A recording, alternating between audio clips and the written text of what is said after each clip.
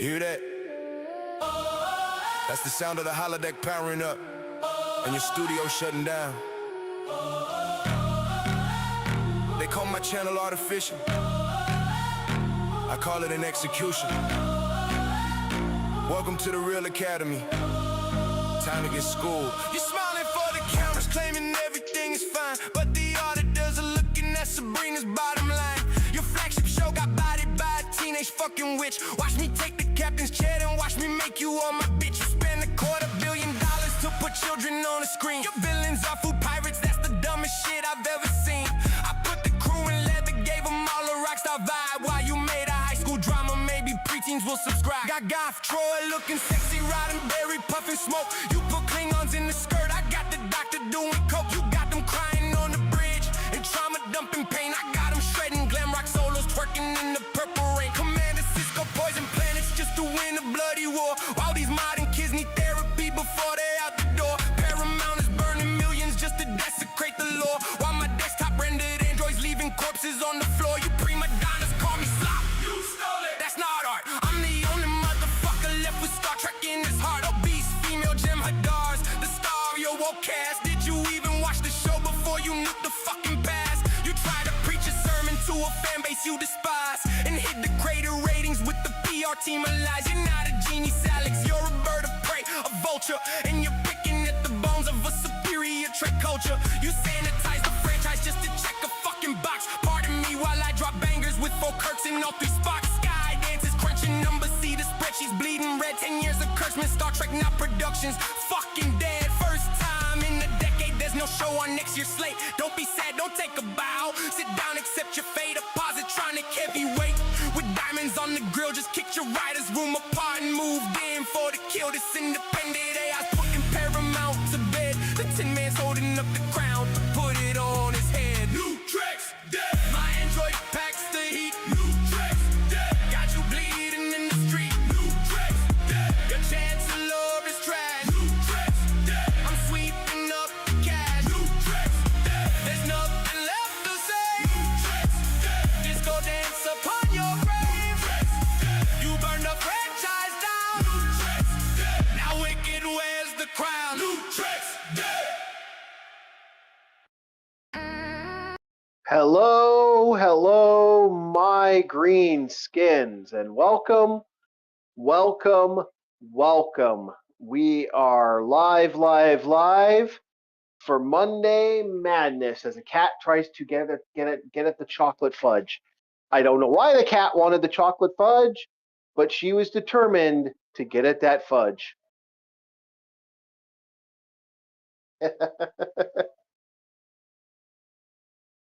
I hear you. So we have a Bushwhacker, and we have Starfleet in Exile. We have a full Orc War Chief reviews. Way too many Sloppy Joe sandwiches. 3 of them. Don't tell me you're going to be taking too many bathroom breaks. I guess we'll find out. Oh man. Oh no. This might be a sloppy Joe. We will see how sloppy Joe that is. As for some reason, this is not registering anything. So we will put the caddy up. Okay, there we go. Yeah, nothing like having your taskbar showing. Nothing showing really. Just me staring at the new track is dead, and there's the cat. We have to set up the next. I have to set up the next video because we do have a video from Midwest Safeties. By the way, support Midwest Safety. Put the link of the Midwest Safety in there. This is an interesting episode of Midwest Safety, and it takes place in Florida, so you know it's interesting. It's extra levels. Florida. Yeah. Now, we're going to be having fun tonight. We're going to be making fun of Invincible. We're going to be making fun of the fact that I guess we now know the rumor of William Shatner and all them going there and insulting Paramount and all this shit was bullcrap. That was fake. That was clearly a lie. and that rumor was not true, even though people were shouting it from the rooftops.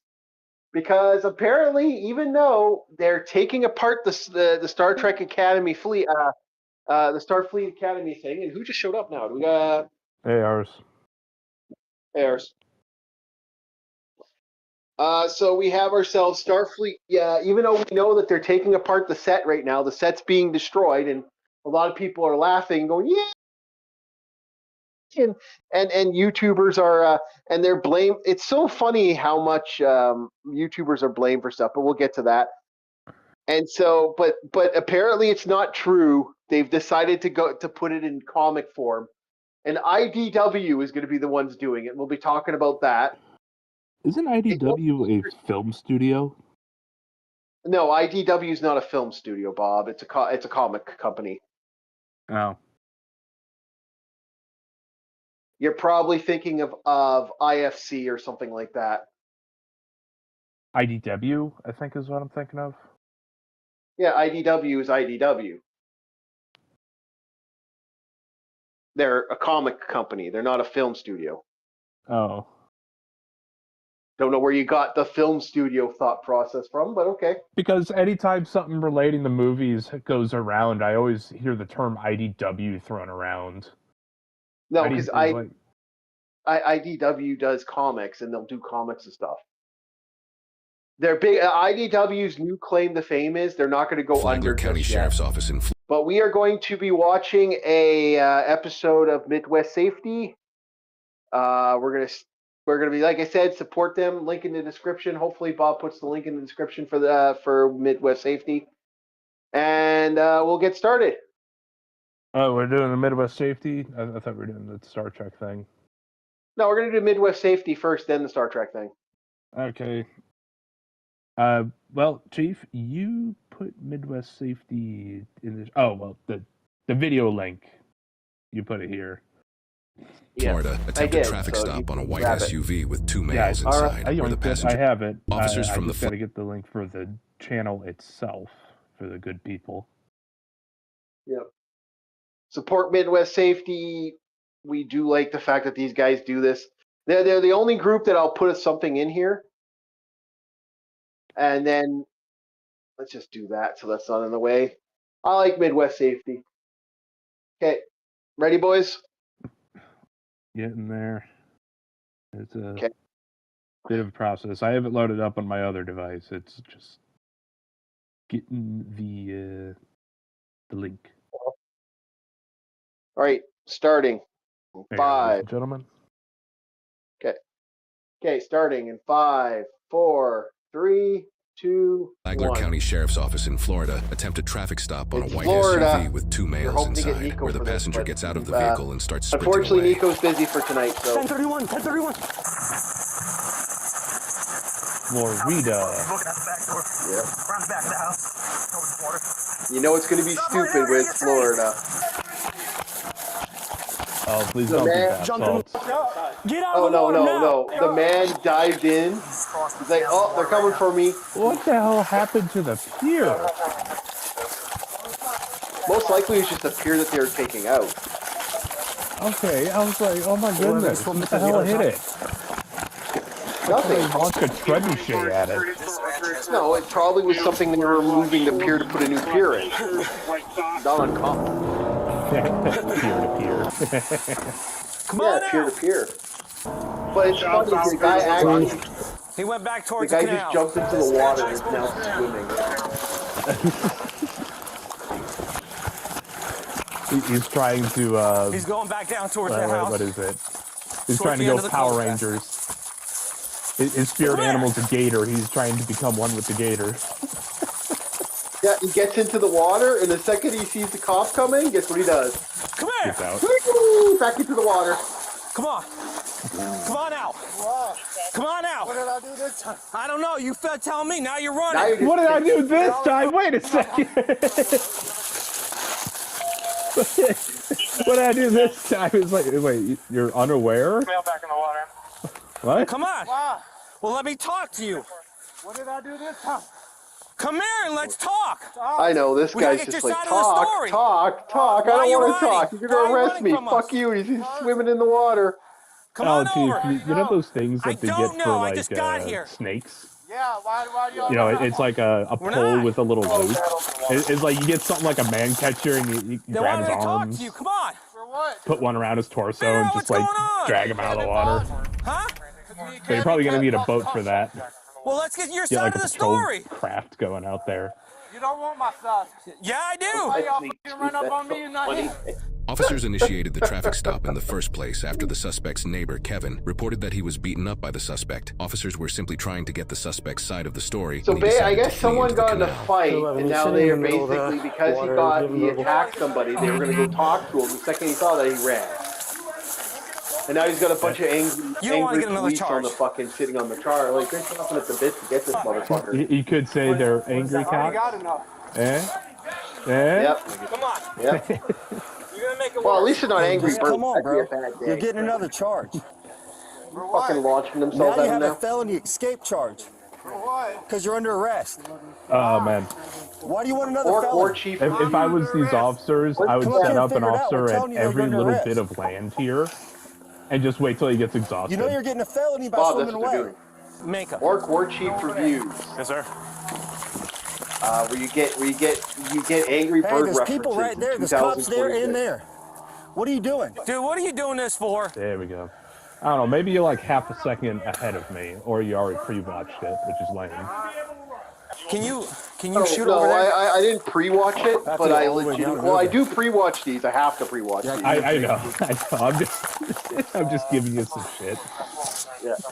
How dare you make sure that this is safe for our channel? How dare you?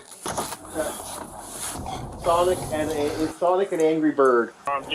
No, but he did murder. He murdered the Angry Come on, Birds guy. and Why are you made doing this? himself. Why are you making this worse? And decided to cook them up with some pig. Why are you some making fucking this pigs. worse? He made some omelets and shit. Will you come over Wait, here I and just talk realized to me? something, Chief. I guarantee you this suspect probably played like old school I'm telling you, I GTA. wanted to talk to you Yeah. and get your side. He realized that the police aren't going to I- shoot you on sight like in My GTA, lights are not so he on. thinks the moment you get in the water, the police can't follow you. Oh please, yeah, they're just circling. That's all they're doing. I know, but it was like he's going off of GTA logic. Is like the police won't follow me in the water. They didn't fall into the water. They just waited and surrounded his ass. No, swim with it. Never mind, Chief. Yeah, I got you. where's he But at? no, the cops don't. Yeah, but the cops don't do what these guys are doing.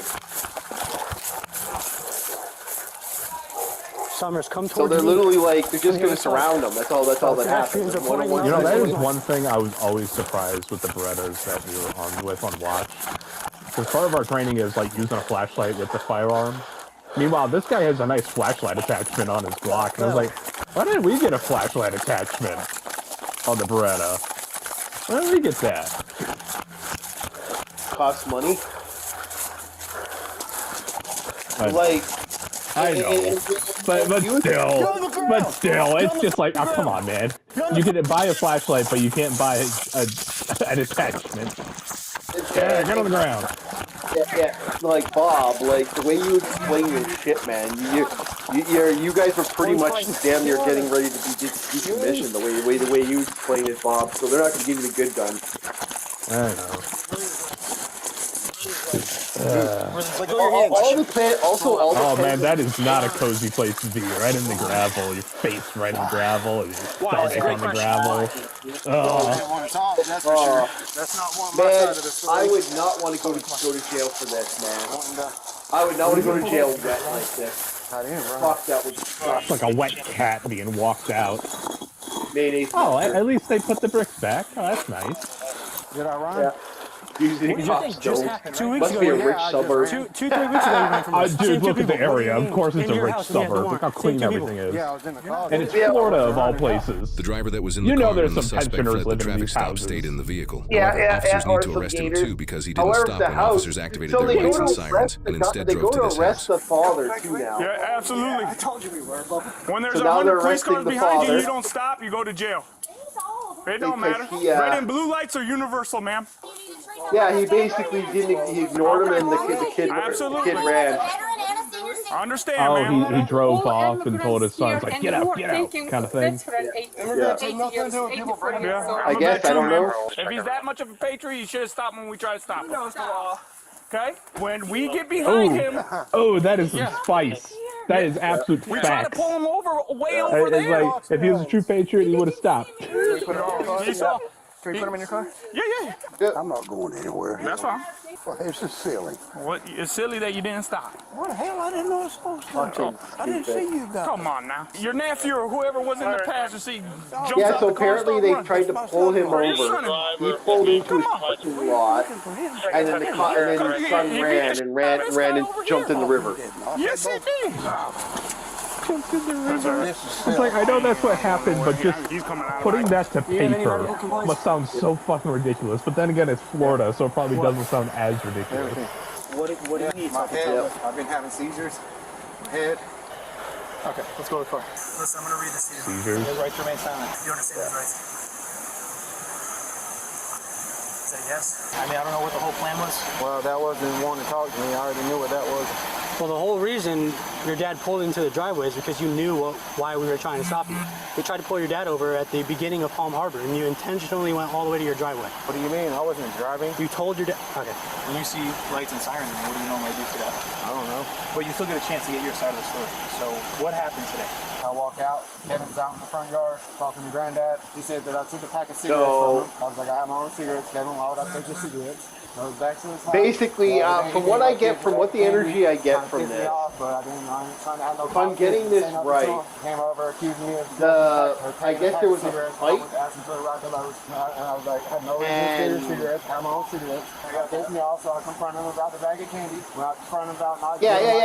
Oh my god, this is so dumb. This was a Can fight. we see just plain view if there's a This was a pack of fight. Newport The cigarettes father in this wasn't car? paying attention. They went to Don't pull go in into that the car right parking now. lot. Don't go in the Oh, car. now the chick's going into the car. The chick's going Don't into the go in that car. Don't touch the vehicle. What are we looking for? Pack of Newport cigarettes. I would assume he had them on Yeah. him when he jumped in Looking the for his cab. smokes. How did Kevin attack you? How did he come at you? He just came at me. Man, the whole family's going to get arrested the way this is going. He goes and runs. Saying you felt threatened because his hands fell off? Yes, I felt threatened. Aggressively came at me, and I seen his hands start to go up. And We've really got to ask our other bushwhacker if this is like Klein Florida energy right here. Like where in your head? I don't remember.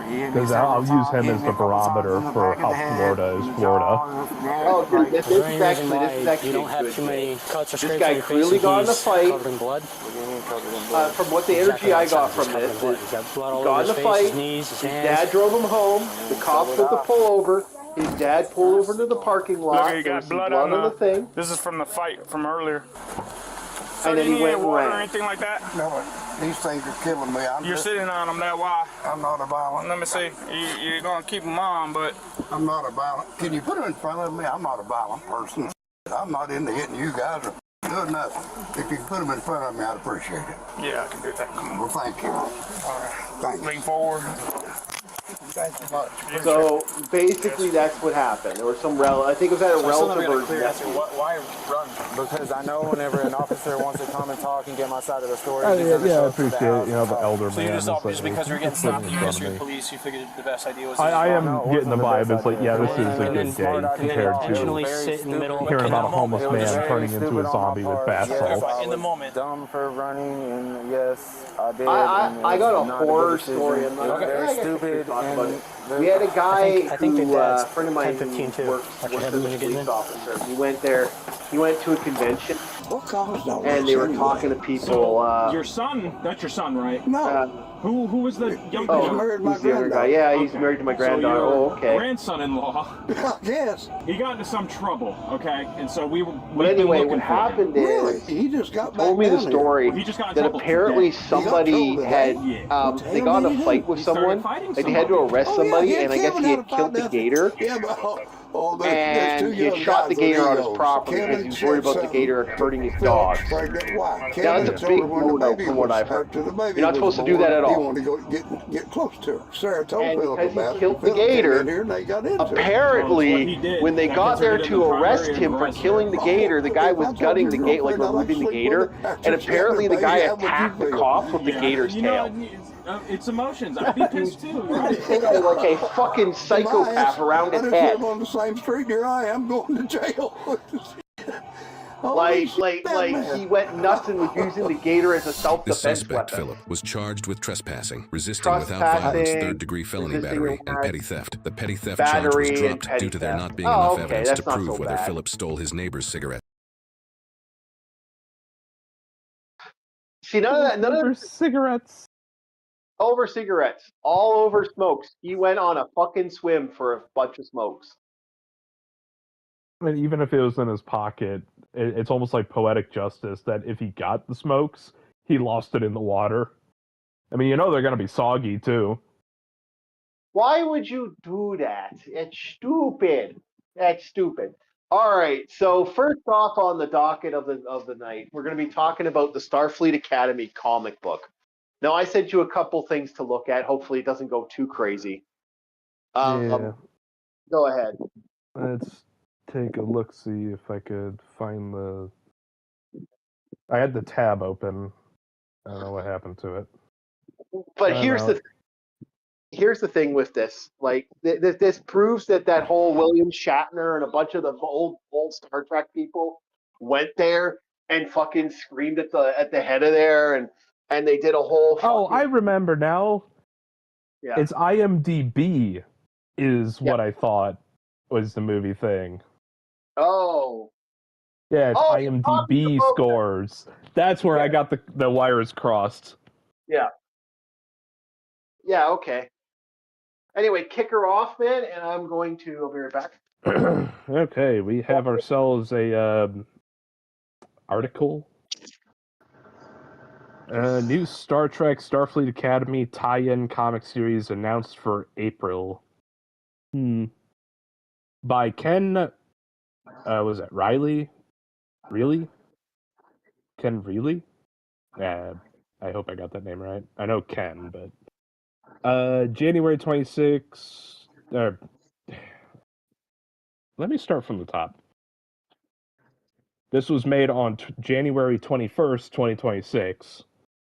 The first season of Star Trek Starfleet Academy has begun, and already IDW Publishing has announced the tie-in comic series set to beam down after the season concluded this spring. Yeah, you probably thought that was cute, didn't you? April 28th is the beam down. Yeah. Sorry. Yeah. Debuting in April 2026, Star Trek Starfleet Academy, Lost Contact will be a 5-issue limited series starring lead characters from the television show. The series will be written by Lane Morgan and illustrated by Corrali Espuna and Nora Serrano. Yeah. Which makes me happy because at the time I was hearing the hearsay that this was going to be written by the actual guy who played the Klingon from the show. Thank God that wasn't it. Because that would have been rather amusing if you think about it. Here's a description of the Lost Contact storyline announced yesterday throughout Nerdist. Is Nerdist like a website of some sort? Yeah, it's a website. It's a nerd comic site. Don't worry about it. Okay, Caleb, Genesis, Jayden, Kyle, and Karima are all students of Starfleet Academy, the illustrious school responsible for the Federation's best. Now, let me guess, one of them ate their comm badge. No, that was. I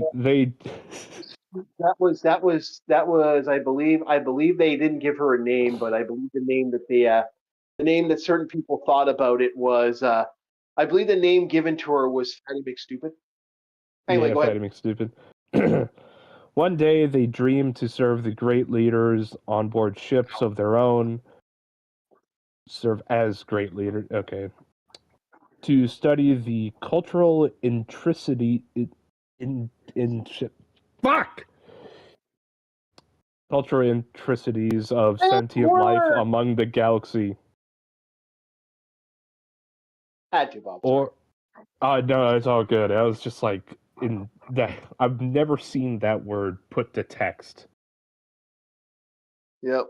Or to go where no person has explored before, but today their mission is simply to execute a survey simulation on a lifeless, low oxygen planet, or at least it seems simple, ... until a huge storm cuts off their contact with their teachers aboard the Athena, ... and something impossible appears. An alien. What a something in this sci-fi setting that we never thought would appear with a bunch of other aliens. An alien appeared! Oh no! What the fuck? Now they'll have to work together and use everything they learned in class about first contact to make it off the planet alive. This is stupid. That seems to be where it ends, because then it just leads into editor notes and comment sections. Okay. So back in the day, I believe it was either DC, Marvel, or Dark Horse Force. One of the three actually did a Starfleet Academy, and it's loosely based off Nog and his stuff. Like, so it's basically Nog was a part of it. They had a bunch of people, and it was actually well received back in the day. Now it's not received all well. We're getting some echo from somebody there. I think it's Starfleet. Yeah, Starfleet. We got you. You're frying something, or no, Starfleet isn't now. What the hell? No, it's fine now. Okay, never mind. Okay. Yeah, it was like weird echo. He muted. Okay. It could just be a background fan. I mean, hey, weather's getting warmer. I know the feeling. It does happen. Yeah, we're actually shockingly getting warm for this time of year, which is like, I'm not putting in the AC yet, but I'm considering it next week. That is off. Yeah. I'm trying to locate what it is. It's some sort of reverb. I don't know what it is if you're receiving a second speaker, but you're fine now. But anyway, so this series, this isn't new, but the fact is, the series failed. It failed miserably when they had pitched the idea for Starfleet Academy. Like, again, Kurtzman isn't even original enough to fucking create his own thing. Starfleet Academy was something that existed back in Deep Space Nine. They even created comic books for Starfleet Academy, just never took off. The reason it was going to be interesting is because they were going to have characters from Deep Space Nine. They were going to have characters who made appearances in other Star Trek series. Somehow what you're talking about doesn't get the limelight. Meanwhile, we had fucking Lower Decks. Yeah. This was, but this was way back then. This was when Star Trek was still kind of Star Trek. And like Next Generation and Picard and all that. Yeah. So yeah. This was Deep Space Nine. That was around that era, and it was around this era that was the idea of this, that they were going to have Nog, and they were going to have a side story. Like a lot of this, like Section 31, all this shit existed, and then Kurtzman basically took some of the ideas and basically scalped them. I'm going to make it my way, and it failed miserably. I'm sorry, but I'm still laughing at that, where it's like they've run into something, an alien, and I'm like, the way I'm relating it right now is like we took a trip to France. Yeah, excuse me. Oh, I hate learning. It's like we took a trip to France, and what do you know? A Frenchman. Oh, it's like, yeah, we're in France. No shit. It's about as funny when LCX told me the tale that I think one of her nieces, when she saw a white person walk by, a white person walked by the Philippines, and she's like, white people live here. It's like, yeah, we kind of live everywhere. It's kind of we're kind of like one of the major. A lack of melon. And wait till we tell Ellie about South Africa. Yeah. Well, let's not the media. Let's not. I don't know how YouTube will take to it. I know the media is absolutely shit terrified of us talking about it. Oh no, I'm just talking about the fact that it was like a white majority populace down there.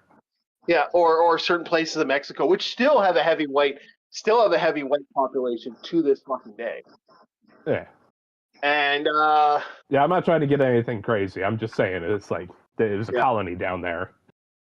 So no, Star Trek. I don't think Star Trek is. I don't think the whole. But this proves this whole that the Paramount didn't do anything, because the fact that this is still going ahead shows you something. And like I said, where's your money coming from, Paramount? Yeah, well, the moment something gets shot out of the air, I'm second guessing myself. These motherfuckers are doubling down. Yep. Like I said, it's going to be in comic form. It's going to be a 5-issue series, and that's the problem. The money might have already been in the check. So, like I said, in IDW's big claim to fame right now is their fact that they what's their big claim to fame? Oh yeah, we might have last for another year. That's their big claim. Chief, I'll be real with you. It's like, get me the executive who thought this was a good idea to greenlight or like to continue it. I'll play blackjack with them. If you want to double down this much, by all means, bust. Yep. Yeah, no Taggart. Yeah, there's no Taggart in the deserts except Tama. Yeah, I get you. All right, so what's your thoughts on this? What's your thoughts on this, Starfleet? Well, again, I think the biggest point is who's backing this? Who's sinking their money to do this? It already failed the same thing, man. Prime. Why continue something when you know it failed? Dude, they've been trying. It's obviously someone's passion project that they're willing to sink their money into it because they see something in it. What? I don't know. No, I actually can explain this. It's simpler than you think. What it is you have people right now in marketing that are telling the higher ups who don't give a fuck. Remember, the higher ups are sniffing, are getting coke snipped off their cocks by. They're huffing their own jenkum. No. They're getting coke snipped off. They're sniffing cokes off cocks. They're doing all the crazy fucking sex shit. They're doing all the weird shit that those super rich fucking elitist attitude. So they're asking the marketing department. Now the marketing department just came out of university and they were blowing bubble baths, wearing a miniskirt, going, "I'm in university." I got to paint with my finger paints. Finger painting was a university course. I'm just saying that's legitimately what it is. These idiots, these idiots. So these idiots come out of university and they get hired onto these jobs because they're, of a certain equation and Dow equation, whatever you want to say. We've got to be very careful because I know YouTube doesn't like this, but you have this value. They go into marketing. They get brought up. So the big heads are like, "What works? This works. This works." Then it fails. You're all fired. They hire another group of individuals. And then they'll go, "Does this work?" And they're like, "Yeah, we'll get to work. No problem." And then that's how this keeps cycling over and over and over again. It's like cycling through a new group of cultists. That's what it is. What you need to do, you need to have someone high up looking down and going, you need somebody who comes into it not rich. The problem is a lot of this is either DEI or nepotism. It's one of the two. So you either have people who are part of a program or people who legitimately are the only reason they're there is because their daddy knows somebody. Ugh. And that's the problem. Like, when you got guys taking liberal maths, man, what did you expect was going to happen? It's like, what the hell does that mean? Look it up. It's fucking rough. I would say, no, bro, I prefer my sanity. it doesn't have anything to do with quantum computing. No, it doesn't. And it doesn't have anything to do with mathematics. Like I took business math, for example, and I know exactly what business math is. It's the equivalent of marketing and registering. I took business economics. I know exactly what that is.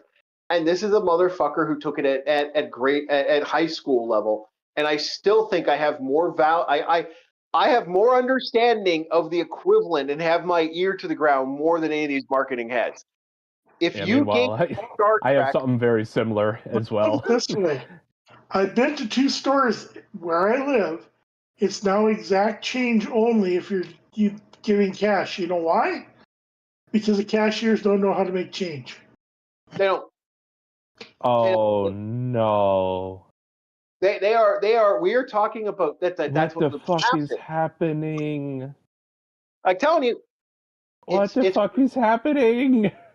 it's crazy. I remember when my old man would tell me, it's like, you're going to need to know math because whenever you work your first job, if you're working a register, you need to pull out exact change on the spot. You need to do quick math. You know, that's what you tell me when I was little. Yeah. Dude, I was taught cursive. I still think people should learn cursive. They don't understand cursive. Cursive is very Well, yeah, technically you're supposed to learn cursive, so also you can sign your name. Except they don't teach it anymore. So how do people sign their name? Nowadays, it's a bunch of scribbles whenever you do It's an something at X. like a It's restaurant. an X. No, it's a fucking X. Like it's an actual. I saw someone sign with an X recently, and I looked at him. I went. I just kind of That shook my doesn't head. tell me anything. And this kid was going into engineering. I'm like, oh no. Oh no is right. Oh no. I literally I saw that. Hey, which one of you goes by X? Huh? Yeah. Tell me why this plan is fucked up beyond repair. It's like, dude. There's a reason I want to get off this plan. I want to get away from it before it starts freaking falling apart. You want to go to Mars? Oh no! The horizon's happening. We're starting to see university attendance is slowly disappearing. A lot of this stuff is starting to disappear. Finally, we're finally seeing the reverse of what needs to be done. You know, if I can soapbox for a quick second. No. I often have moments of doubt. Okay. Anyway. Damn. I was going to say, yeah. No. Anyway. Go ahead, you fucking nut. okay. I was like, okay, what's the next thing? He said no. I'm listening. This is what happens when you tell me to listen. I don't want the squirt bottle no more. All right. I used to doubt myself constantly out of like, I don't know enough. I don't do enough when I was younger. And hearing what you guys just said now and everything going down, I was like, I am not as stupid as I thought I was. I don't know, it's strange. It's so fucking strange because my entire life I was always told I was never enough. Like, I need to do more. I need to push for more. And then I see what's going on. Like, whenever that one guy asks the question, is like, all right, can you name a country that starts with I? And they'd be like, Iowa? You know? Shit like that. It was like, wow, I guess I'm not as bad as I thought I was. Oh. But exactly. That's pretty much my soapbox. That's all it was. Anyway, no, I know, but this is just silly. Like I said, but that's what I'm saying. So what are you expecting when you get marketing like this? Like legitimately, what these fuckers like? If it was me, you know what I would do? I'd get on a Roscoe, and I would dress up like a fucking fairy. Like I'd have the big nappy on. I'd carry an arrow and I'd have this music going down while I'm riding the Roscoe. All you'd hear is and I'd pull up this. Look, I'm offering you guys. Look, I'm offering you, all you companies here. I'm offering you a special service, and I'll show up. I'll show up to your HR department and you're fired. Shoot an arrow. Get the fuck out. And I will purposely. You can pay me to fire your people. I will fire these people with a happy glee I will dress up like a fat executioner wearing a gimp suit and a big executioner hat. And I'll have a "you're fired" axe.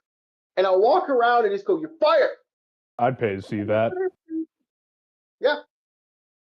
I'm saying, I'm telling you. I could see that, but I don't want to see that. No, that's what I'm saying. I'd pay to see it. Oh yeah. Yeah, I'm telling you. He said he's going to wear a gimp suit. I'm all in. I will paint my ass green, and I will play Lord of the Rings. Ba ba ba ba ba ba bum dun dun dun dun. Yeah, and I will ride around your place, firing your staff. I will fire everyone you want fired, and I will do it with a glee, especially if it's HR departments. You do not know how much I hate the HR departments now. I'm of the opinion that HR departments need to disappear entirely. They produce nothing. They do nothing. They only stagnate. They do. They hire based off like I said, it's this university shit. It's feels over reels, and I hate that shit. I give a fuck how you feel. Do your damn job. Do your damn job. Yeah, as long as you I pay you so you can pay for a fucking therapist. Now shut the fuck up and give me those reports. Yeah, no, like I said, do your job. That's how I feel about it too. If you like you don't get this shit when you work road. When you work crew, when you work anybody who's worked construction or anybody who's worked in a real job. And yes, I'm calling everyone who works in an office fake. Yeah, I second that notion. I second it. I will do it. No, especially the less work you have to do at an office job, the more fake you are.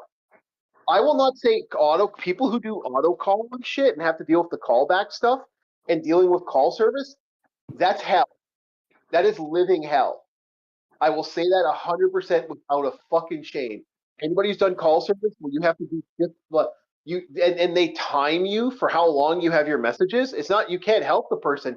You're timed to help that person. And if you don't help that person, when it's time to help that person, you get in trouble. Oh, that shit. Go fuck yourself with that shit. That shit's horrible. Dude, if I was working a call center job, I'd hire only masochists. You must have written down, "Are you a masochist?" Check yes. Yeah. And I'll say that's a real job. But when you are just, you show up with your pup cup at your little pupper and your pup cup and you get your fucking free Flacca Loca, that's not a job. That's fucking babysitting. That's daycare.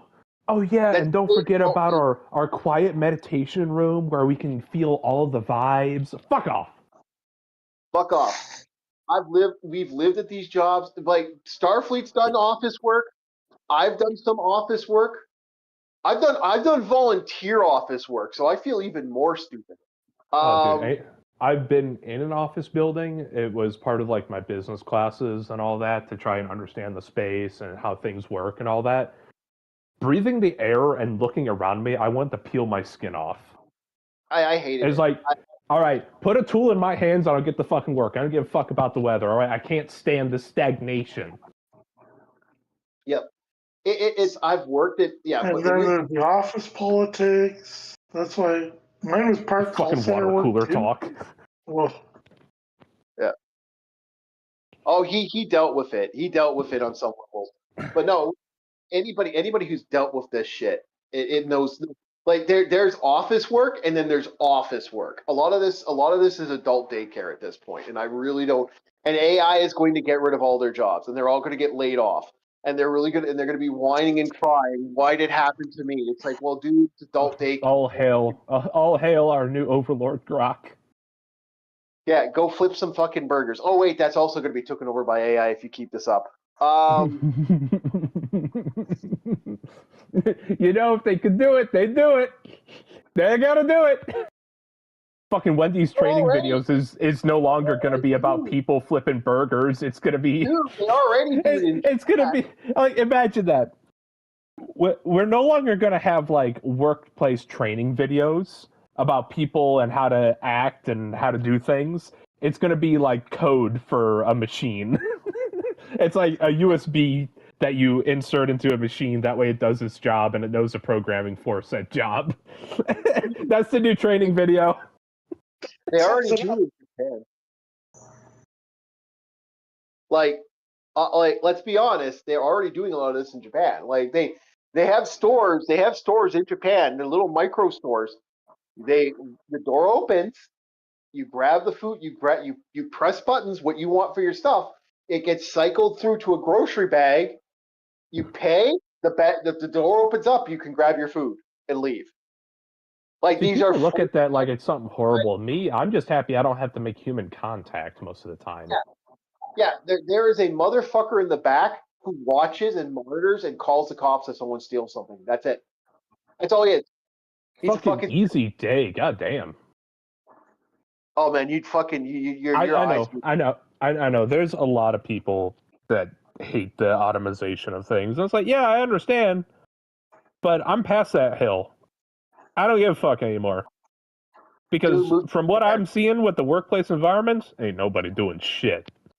Not a goddamn soul in an office job doing shit. Like I keep telling Starfleet he needs to move to Japan. Why is he still here? Yeah, you could play 5 Nights at Mini Mart and keep an eye out for robbers. No. I made a joke about him moving to Japan because legitimately, if like there are places in Japan right now, the cost of living is so fucking cheap, and you could legitimately you could just houses. My buddy has news. My buddy has news from Japan. When it comes to commodity prices and shit like that, it was like a pack of cigarettes. You know how like over in this Western world, cigarettes go anywhere from like $2 to $5, $10 for like a carton of them, like a full big carton with multiple packs. Up here, it's almost 20. But anyway. Yeah, over there, 98 cents for a carton. Yep. 98 cents for like a little pack of cigarettes, like 8 cigarettes. And they also come in different flavors from what he told me. They have a fucking grape flavor, a strawberry flavor, a melon flavor. I'm like, what the fuck? Yeah. My friend who's been living there for years, she's been living in her little apartment for over 20 years. And she even said, it's so nice here. She's even considering, because she's getting old enough now. She's actually old enough that she could kind of rest on her laurels, and she's looking at moving away from the big city and getting one of those smaller towns. And there was an entire apartment, not a place, not an actual like one apartment, but an apartment, like a whole apartment district, like a whole thing for sale. And the price tag was laugh out loud funny. She said legitimately after her mom's settlement's done and the money she gets from that, she could buy that entire apartment. That's 12 apartments. She could buy that and run that herself. Anyway, the cost is a joke. And it's a beautiful apartment right next to a fucking lake where you can fish. It's in a mountain area. That's the dream. Like that is the dream. A lake with a mountain and you could fish. Yeah. Hell, even if you don't want to do anything, you could just walk on the edge of the lake and just see nature. Oh yeah, That's so nice. It's a nice little apartment. It's like there's like 3 of them right next to each other. They're all 3 there. And she's looking at it. She's like, "God damn, this is beautiful." She said, and it's like she could like go out there, and she's actually looking into it. She's actually considering like talking to a couple people and picking up the property, and then basically converting it into an like running the apartments there. And she could, and then you could run. There's a corner store that she could start. Like as the corner store closed down, she could start the corner store back up, and that would help out the elderly there. And then fucking there you go, a couple bucks here and there. She'd make some money. She'd actually make money. And she'd be able to live there comfortably for the rest of her life. Because she's getting older. She's like me. She's getting older, and she's looking around. She's going, "Yeah, that's actually good living." No, Japan. I'm just picturing an anime grandma, where it's just a woman with white hair. That's all it is. No, picture. You know how they do that in anime, like from 20s to 40s to like 80s. It's like the same looking character, just a difference in hair color. Dude, it's just built like she's built like a shit brick house. Still, she still has her pecs and stuff. Like muscle grandma. Oh yeah, she's muscle. Like from was it Tojima Wants to Be Kamen Rider? Just a big muscle grandma. Yeah. Well, we were making a joke. We were making a joke about the fact that like my friend's been talking about moving to Cat. I've been making a joke about moving to Cat Island and just taking care of all the cats. And I'm like, legitimately, if I could get an RV down there, like a nice big RV, not move it to the houses need to be demolished, but you could legitimately create resorts there. And like you'd have to demolish all the things, but you could buy property up there. There's property for sale. That's all it is. I'd park a couple RVs with some solar panels and shit, and there we go. And I'd live out there for the rest of my life. And I'd be happier in a You're hobby. turning the beauty of Cat Island into trailer trash. What the fuck's wrong with you? Dude, just you know. It's an island. Where the fuck are you gonna put the RV? Where are you gonna drive? It's an island. Look, okay. I don't have to build a house. What are you gonna try and make it amphibious? You gonna put pontoons on the fucking thing? It's not that, dude. I don't have to build a house. Picturing this right now. What? I'm picturing and trying to draw this right now. Yeah, I'm telling you, like Cat Island right now. There's no one living there. There's like 10 people living on an island that like could comfortably covers 50. All there are cats, and the cats literally live in the houses. What my ass would do, here's what my ass would do. I'd put my RV out there, drive my RV up there. You could do that. They got car ferries you can get.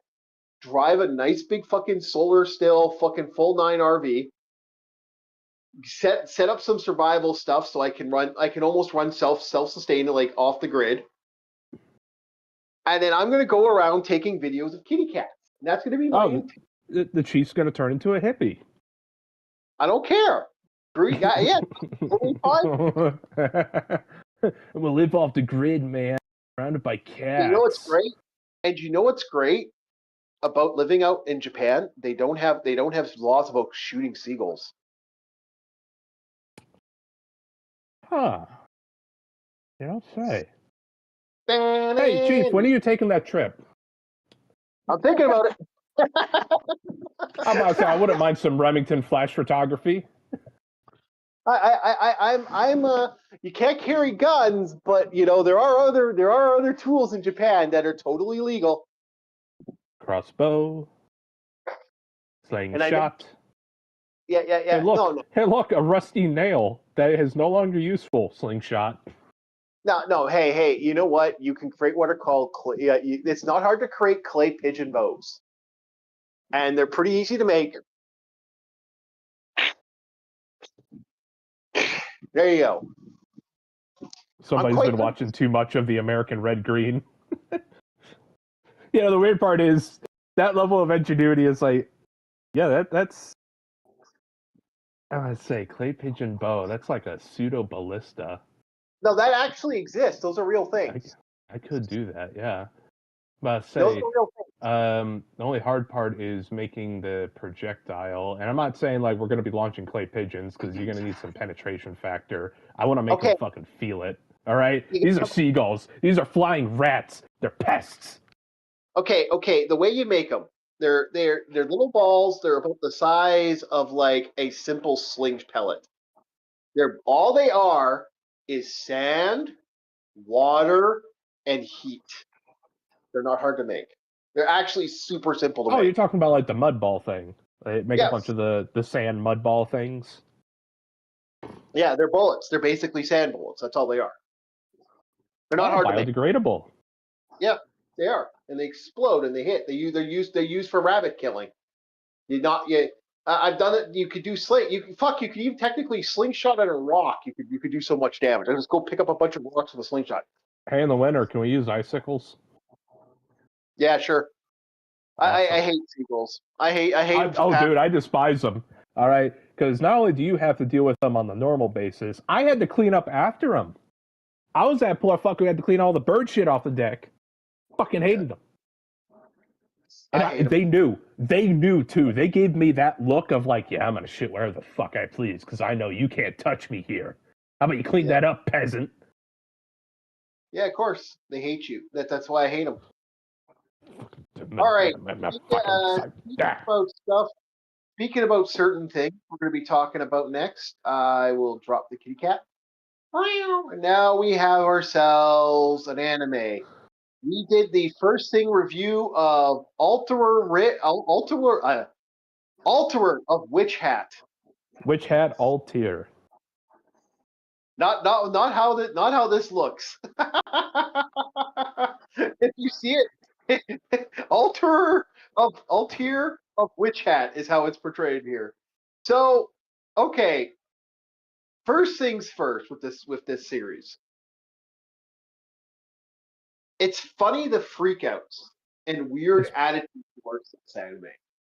Wait, there. Oh well, wait. It's a new anime. Of course, Twitter is gonna freak the fuck out. Go ahead. Yeah, the Westerners are mainly freaking out. But okay, so this More like the series, parasites, those of no passion. I actually refer to them as the filth. The filth. I can roll with that. Yeah. I like that. I call it the filth. The filth has the bilge. Yeah, the filth. I was going to call them the not the I can't the phage and all. I was going to make other names, and I kept thinking to myself, wait. Other things are already called that. So I say a bilge would also work. Yeah. So this series. Oh, hello. Well, welcome back, ours. There are only 2 episodes, but there are 3 things that are being portrayed about this. One is the main wizard character is making constant references to Gojo. Now, the funny thing about Gojo is unfortunately, Gojo you shouldn't be making references to this character being Gojo, because this character is legitimately, this series came out before Kenjutsu. So we've already talked about that. Oh, JJK and all that. Yeah. The other thing is they're making references that this is based off of Freerin, or the person's copying the fantasy of Freerin. Oh my fucking god!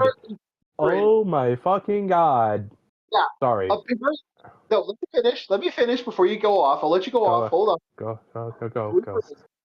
Freerin apparently came out before this series came out before Freerin.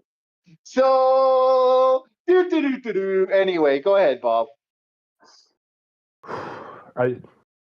I'm in my haze of rage. I am having a hard time remembering what the reference was. Oh, Titanfall. Everybody's like, oh man, I love this gun from Apex. Every Titanfall 2 fan just you can feel it. You can feel the small spark of a sun dying. Yeah. Oh man, this is the gun from Apex, right? Oh, it's cool that Titanfall 2 took from it. Fuck off! Fuck! Yeah. That's okay. I was given like a fucking flashback. It's like, yeah, this was before Freerin and go. It's like you parasites, you absolute bilge rats. Stop trying to think that everything is like your life. Not everything is copied off of another fucking thing. Okay, it's again. Like, the funny thing is, this series is a part of a combination of 3 things of fantasy that they had, and the three animes. This is one of the 3 animes of thing from what I've heard. So the funny thing, I'm loving this because it's like a storybook. That is why I think I'm a little creeped out about this. This has a very storybook look to it, on how it looks. That's what's so charming about it, though. That's why I really like the illustration here, because it's like a mix between old Western storybooks with the anime flair. Yeah, like just this picture that you have right here looks like a storybook. Yeah, like there's a couple scenes in there where they'll have moments where, like there's a scene where he's holding the girl, and up in the sky in episode 1, and the way he's holding her and stuff. It spams back to the thing to show this like image, almost like you would see in like an actual storybook.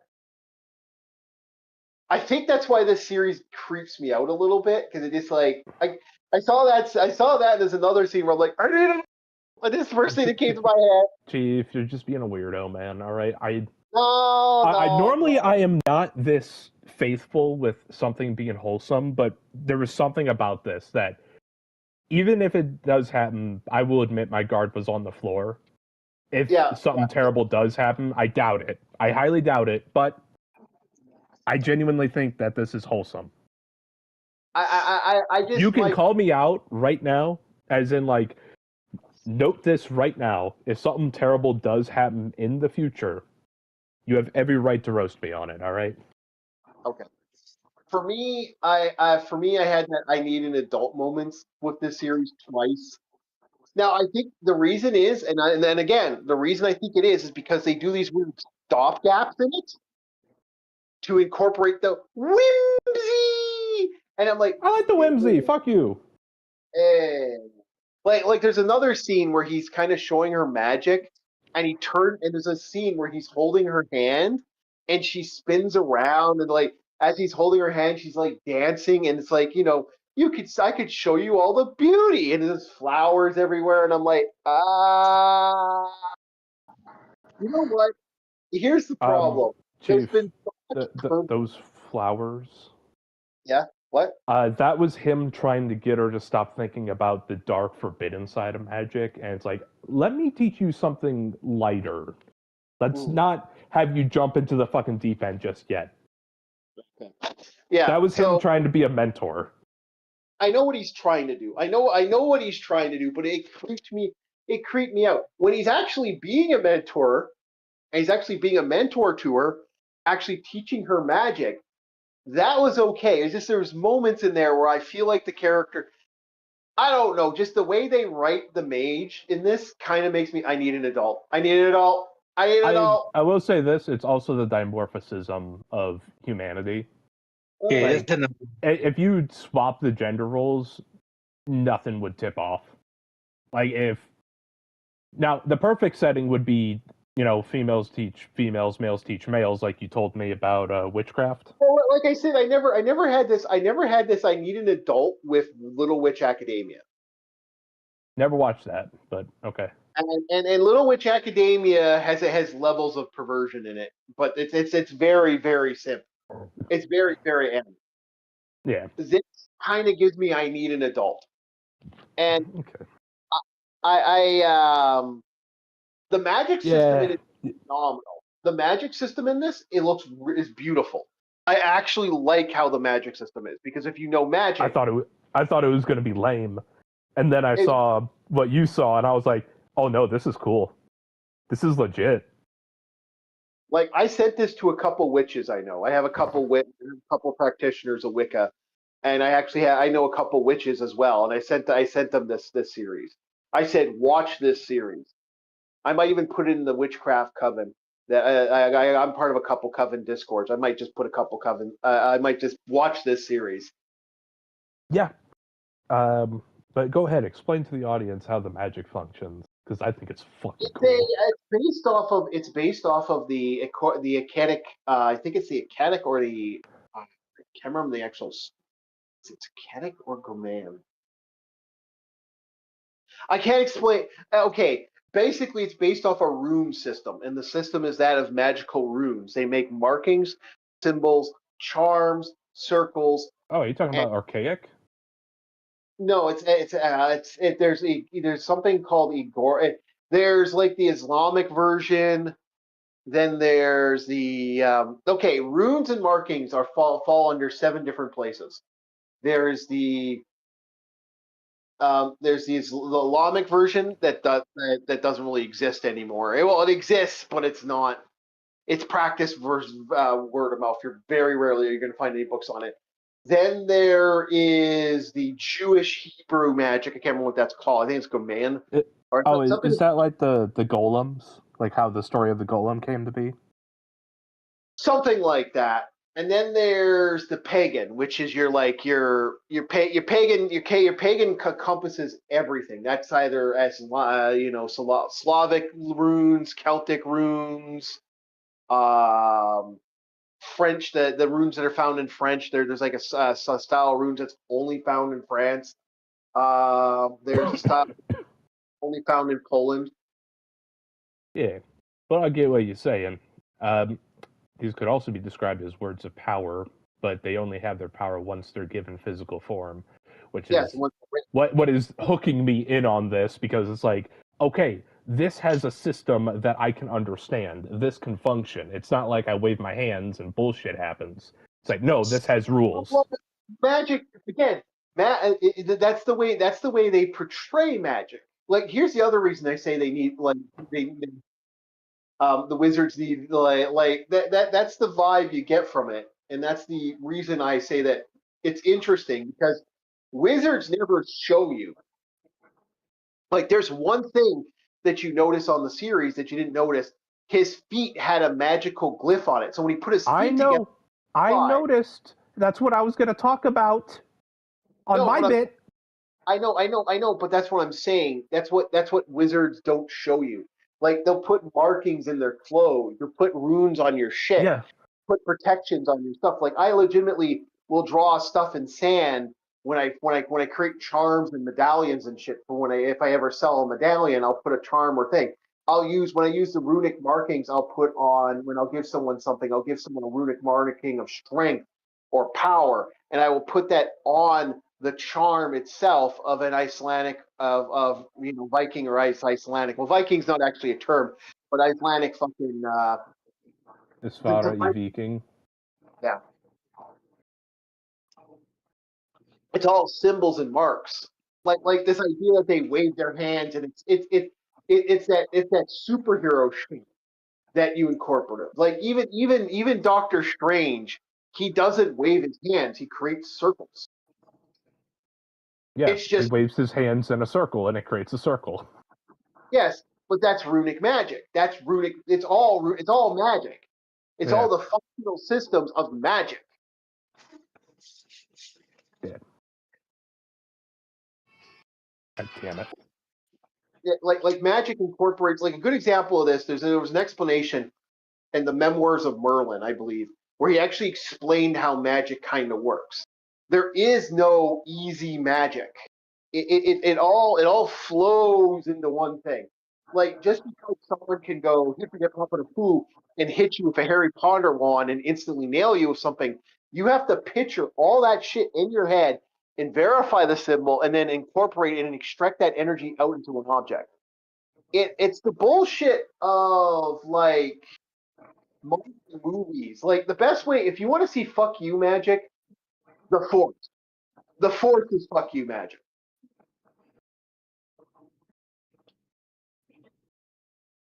Anyway,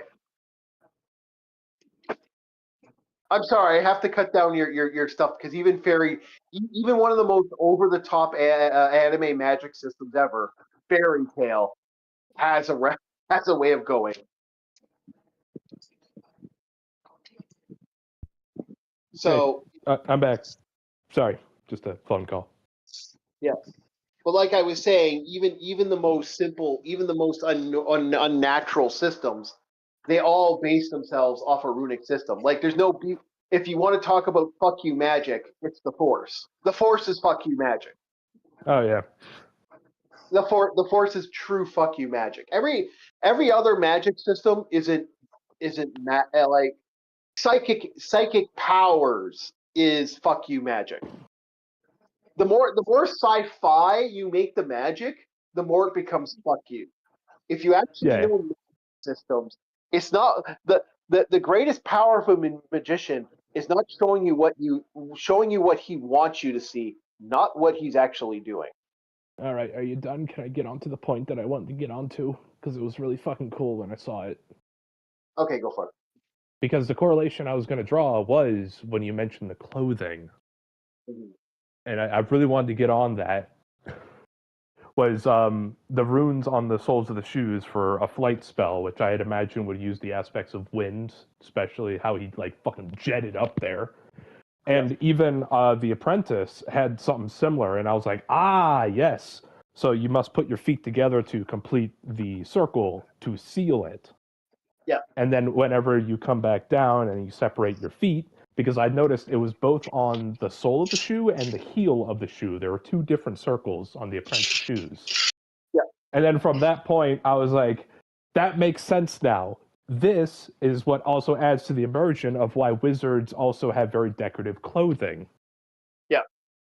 It adds to it. It doesn't take away. It doesn't say, fuck you, I'm making my own thing. It works with it. It doesn't go against the grain. That's what I loved about it. Like I said, even Fairy Tale, although because to me, that's waifu bait. Ain't nobody give a shit about that. I know, but Fairy Tale's magic system is one of the most fuck you magic systems ever. It is. Yeah. Friendship magic. All right. You made me angry. And now the power of love is going to make me stronger. Yeah, the power of friendship. I can do this because I have friends. It's like, sorry, buddy. Even in the military, that's not exactly how it works. Yeah. I mean, you fight for your fucking brothers and you fight for your friends, yeah. But you ain't gonna get a power surge. You may get adrenaline. That may be what you get, but it ain't gonna be like that. Yeah, You're gonna turn into a goddamn animal before you start going Super Saiyan, all right? Yeah, and that's the thing. Like, fuck you, magic is not necessarily found, but love is like even Harry Potter, which is also another system that a lot of people like to incorporate in. That to me, and I hate defending the magic system. Like, I feel like I'm being a dink, but defending a system that I think everyone should. That was the system that I was specifically attacking with. I wave something and bullshit happens. No, actually, there's a lot to it if you read the books. They actually explain how magic operates, and it actually is like it's a visualization file. Chief, I'm not going to waste my time reading the damn book, all right? You know I don't read. Yeah, I know. I'll watch the movies. I'll be a normie and watch the fucking movies.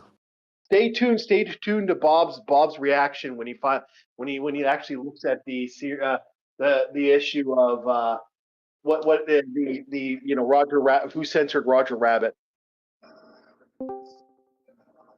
From what you told me, it's going to be rough. Hey, Danny. Hello? I heard a pa-bling. Did we lose somebody? Oh, hey, DJ. We're live right now. We'll talk to you later. That ain't DJ. Oh, sorry, not DJ. No, sorry. Danny. So I'm going to leave or? Yeah. We're in the middle of stuff. Okay. I will talk to you later. Oh. Yeah. Oh, okay. No, just because we got like a full house here. We got a whole bunch of talking points. All right, that's fair. Okay. So. Whatever. Yeah. So that's what's going on there with this. So overall, what did you think of the story? Did you like the story? Bob? Are you talking about the Altair witch hat thing?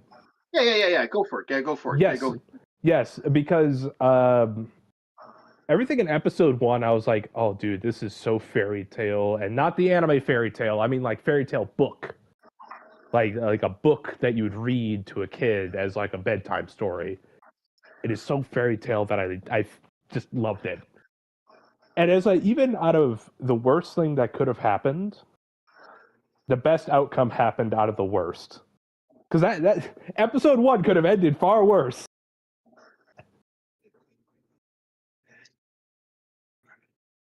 Yeah. So I will, so far out of the 2 episodes, I'll give this a solid 7 out of 10. Because I'm starting to get that same love for the game as I did when I watched Ancient Magus Bride. And wasn't that also written by a woman?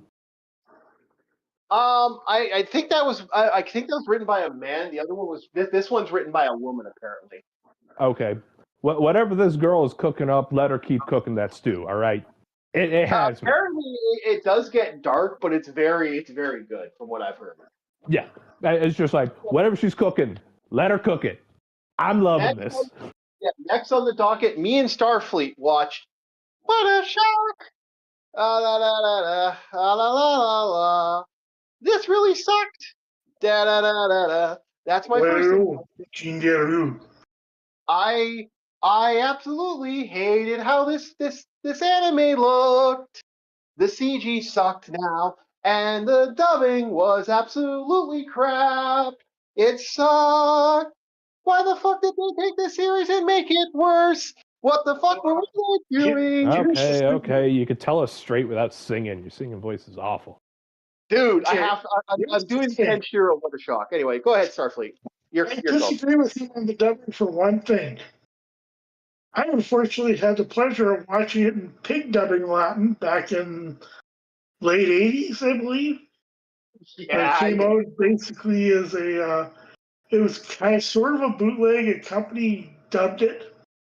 It's what my uncle showed me way back when. And so, and then the subtitles are really bad. And this one is way superior to that. Is it better than Crunchyroll's dubs though? See, it's there was no dub. There was no Crunchyroll dub for Fist of the North Star. There never has been. But Funimation, ADV. Funimation, that's the one. Funimation dubbed it. Funimation was good. I'd say this was on par. It looks like they might have done a slight different method of dubbing. I'm suspecting some AI dubbing in here because some of it came off like the pig Latin from the 80s. Yep.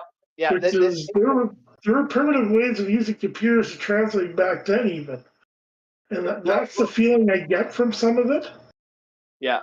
Look. I will be perfectly honest. It was ADV that did the dubbing for this, first of all. There was no Funimation dub. Never has been a Funimation dub. There was an ADV dub. I don't one. I'm still saying it's on par with it, at least. I wouldn't. Oh God, no! I wouldn't say that was Ocean that did the dub for that.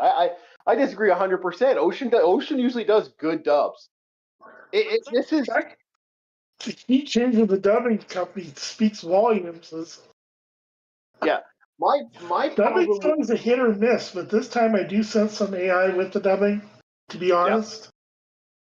Yep. Oh yeah. Oh, it's even worse. Is the syncing and the syncing for this is so fucking bad.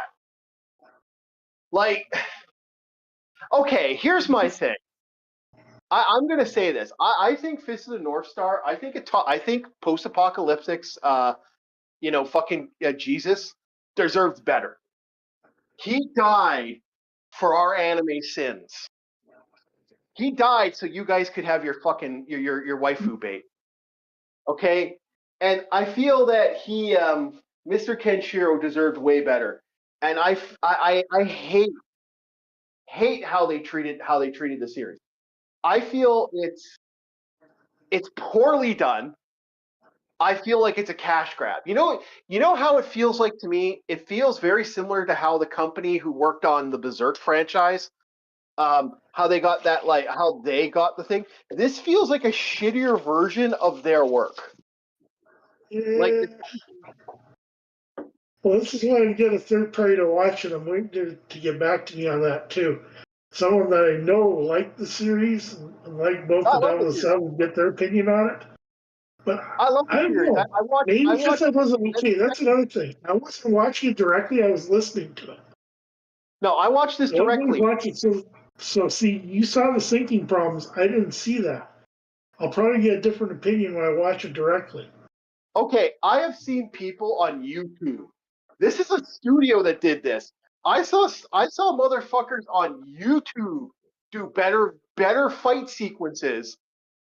I've seen guys in live action in real time do better fighting sequences than this series. In a way, the sad thing is there were moments when I watched this and I thought to myself, "Holy fuck! The original anime did it better." That's a bad sign.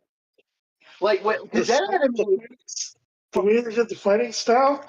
I'm not defending it, but I'm looking at they tried to match the most recent games that came out for familiarity. So that was more of a move to try to bridge people that may have just played the game to watch the series. I don't know. It looks off. In my opinion, that's a poor move to do when you do that. Like, look, the fight. There's another series they have on there called Santa. The fighting sequences in Santa look better. The fighting in like, could you imagine if they've given Fist of the North Star to Studio Trigger? Could you imagine how beautiful that would have looked? Like, and the blood and guts. Like, you give it to a company that loves they would have took this and fucking blew it up. Imagine if they'd given it to, like, it doesn't even feel good. Like, okay, I know they did the new JoJo stuff recently. The new JoJo stuff where everyone's like, yeah, it looks kind of shit. That's kind of how I feel about JoJo. Like, I like the new JoJo's don't look as good and clean as the old stuff. Although it still looked better.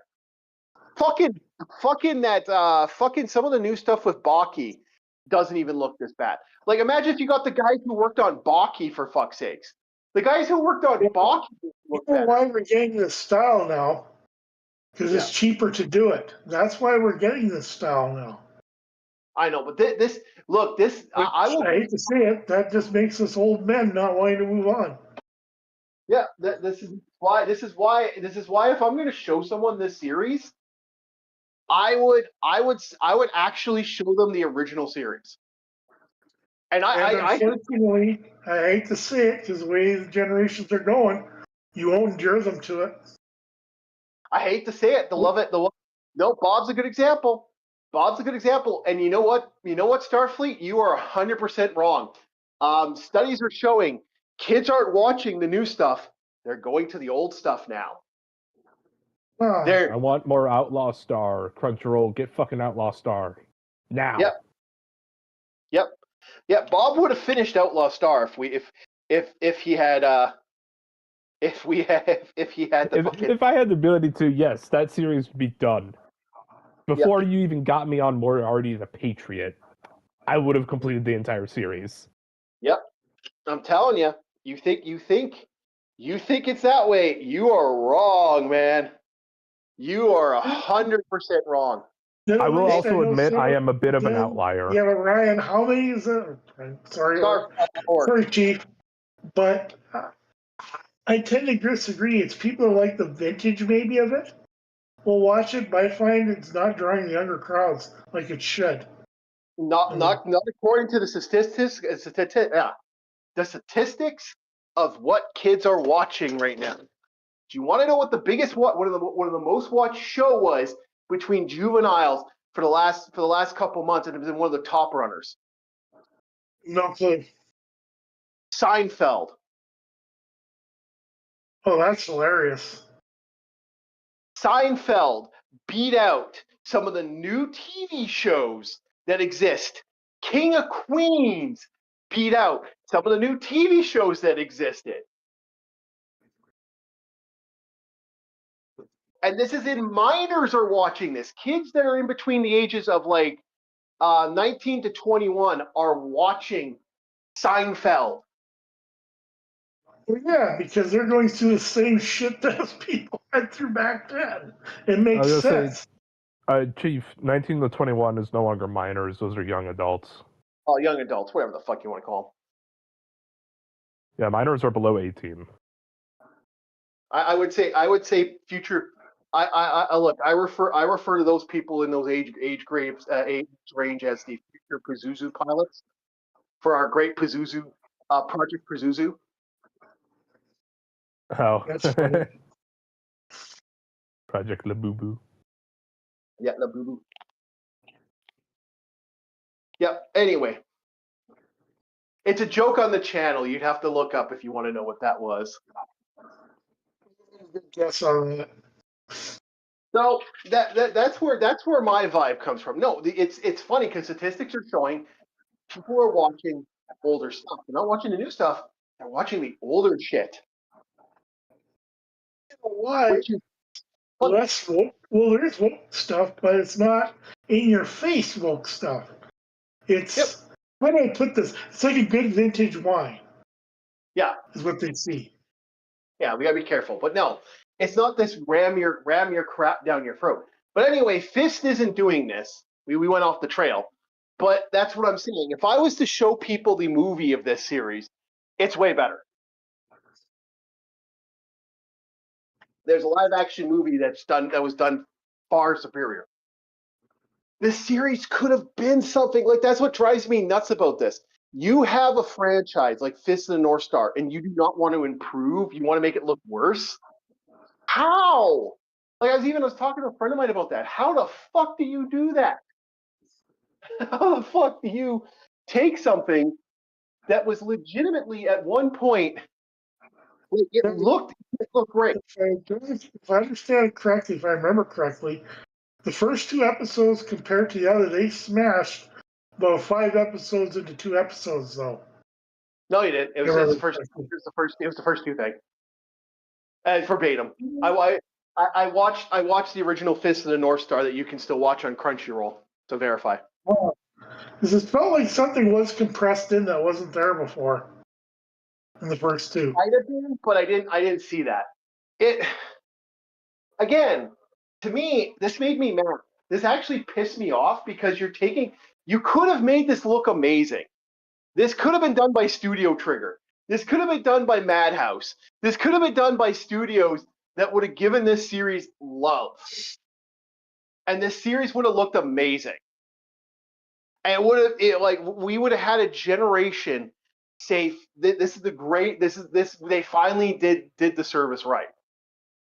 The only thing they did great at the end of the episodes, they play the beginning song, What a Shock, and the rendition from What a Shock is so fucking good.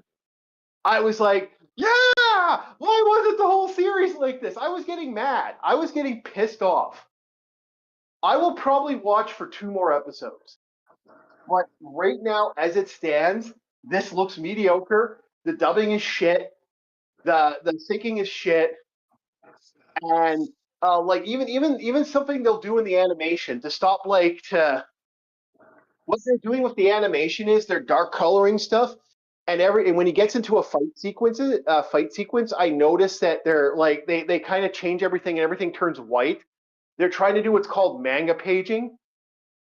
And they're either doing that or they're trying to stop people from having seizures from the violent rapid color lights when some of these characters do their maneuvers. Oh, like the little one tap, you're already dead, and then they would almost like an epilepsy warning. Yeah. Yes. I was gonna say, if you wanted to do the what would you call it, like the postcard to make it look like a manga panel, do what Gurren Lagann did. Yeah, I agree. Yes. But this was mediocre. What a shock! This was mediocre. What the fuck? I was shocked. I'm so sad now. Why did they ruin this stuff? Don't touch something unless you're going to improve it, you asshole. That's it. When I'm playing a game, it's a great side thing to listen to, but now you're making me go to watch it instead. Now, funny feeling, it's going to not be so good when I watch it. Dude, they had a lot of weird pervert things in the original series. I wonder if they'll even touch that stuff. There was some serious perverted shit in the series. The series had a lot of weird stuff in it. But it was interesting. Kenshiro fights a tank and wins. Okay, let's not. Oh, not to mention the guy that's the size of fucking Mount Everest. He gutted a how the fuck battleship. that boy got Come that on. big. He gutted a battleship. Yep, he took a battleship and won. So look, he's at least on the power of a Saiyan like Nappa. The heavens have given him. He's not as strong as Nappa. He's not as strong as Nappa. He's maybe old school Goku before Goku kind of got the power increase that was found in Z. Yeah, I'll agree with you, man. The heavens have lent Kenshiro their strength. Nothing can stop him. Yeah, he's awesome, but it just to me, I'm sad. I feel like this was a shit. So we're gonna piss off. We're gonna do something fun. We're going to now I'm gonna see if DJ wants to join us. That wasn't DJ, that was Danny. Danny, yeah.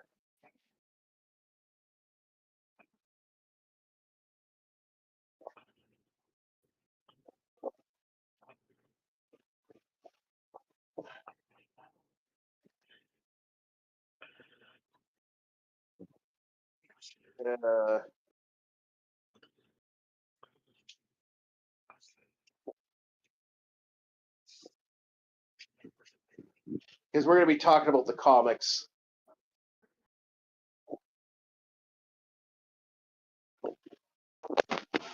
I just wanted to get that out so it wasn't completely off the fucking rails. I get what you're saying, but yeah, I was like, come back later. Yeah. I gotta stop letting you guys just randomly jump in here. Stuff gets a little crazy.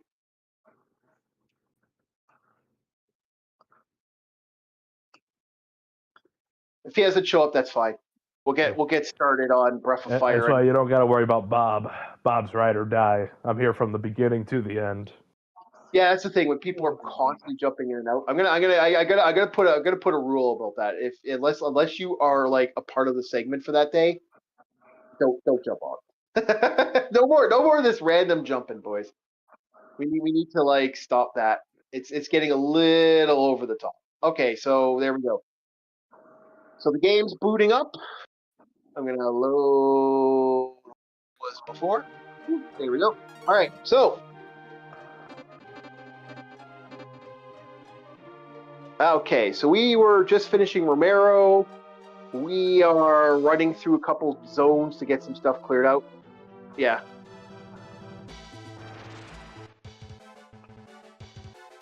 And so we're going to talk about Invincible. First, let's get the rabbit out of the room. Let's talk about the one thing that everyone's been thinking about for a while. They made Tech Jacket a woman. So this is one of the most laugh out loud funniest thing so far, and now we actually have a face apparently. The person who did the storyboard for this show has been incorporating her, like showed herself and got all mad. Oh, this. We now know who's been fucking with the Invincible and not putting the comic in its entirety. That's this bitch. We now know who's responsible for Wokey McBlack, as she's referred to within the Invincible fan base. Man, is she not like for this? Like a lot of people are like, oh, it's this person. Now they know. That's not good. And so they made this person went online and basically, oh, they're haters. They're haters for liking. No, they don't like the fact that you changed the character for no valid reason. Like why turn the male character into a woman? So this seems to be the piss off point. So we're gonna get Starfleet. What's your thoughts on? Give me a second, Chief. Starfleet, you take the point. I'm gonna be a bit. Yep, we got you. Starfleet, your thoughts on tech skirt? Yeah, sometimes gender swaps are needed. I'm not sure if this one was. The only time you should be doing that is during reboots, not during if you're taking something from the source the first time.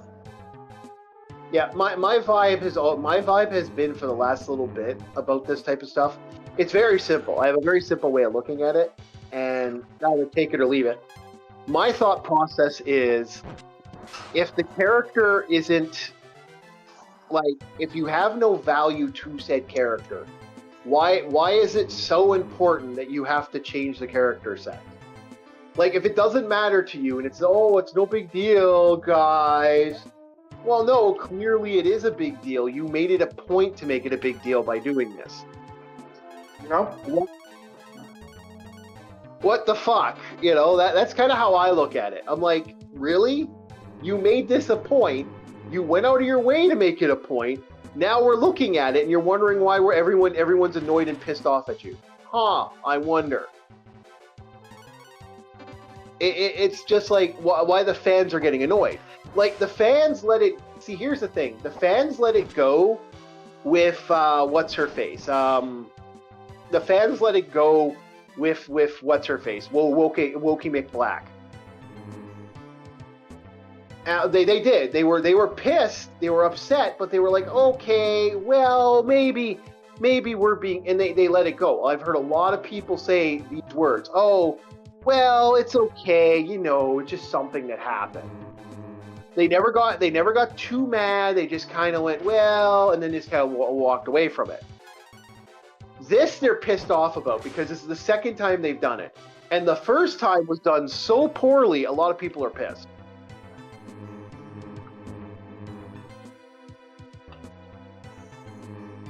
that's kind of how we're looking at it from the fandom. Yeah. I go the wrong way. Is there anything else you want to add to it or no?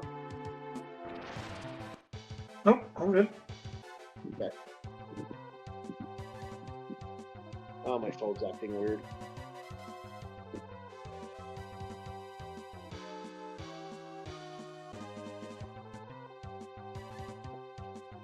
Okay, I will be right back. I'm going to quickly get something done here. Hold on.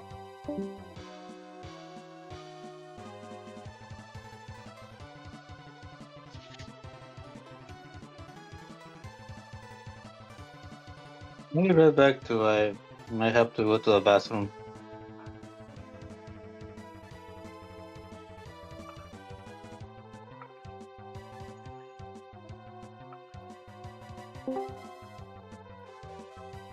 So, Arish, do you have anything to say?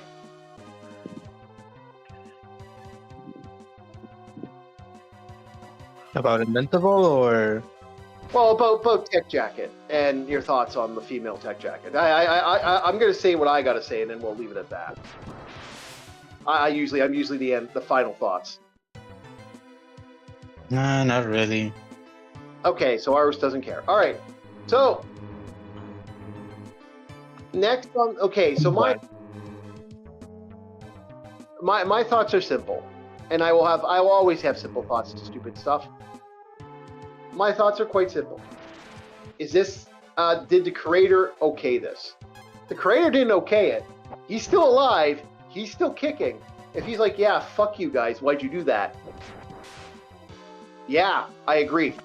If the creator okayed it, I'm okay with it. You don't hear me bitch about what they did with Percy Jackson, because Percy Jackson, the creator in the TV series that flopped and pissed a lot of people off, Percy Jackson the guy who created it okayed it. So I'm like, okay, fine, whatever.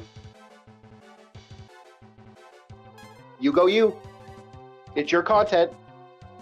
It's not like Harry Potter where the creator's actually pissing on what they're doing to Black Jade and putting what's his face there, the guy from Third Rock from the Sun, in a show where he shouldn't be in it because he's not a good actor. He's like only good at playing a half dementia old person. So I didn't even find him. I didn't find him in particularly scary, even in the movie Cliffhanger. So I'm not a fan of that actor at all. I've always thought he's a mediocre actor. But anyway, neither here nor there. So that's kind of how I look at this. Unless you have anything else you boys want to add, that's how we're looking at the Tech Jacket. Now, the next big argument has been coming up about the series Invincible. Are Viltrumites stronger than Saiyans? And my answer to that is no. Fuck no.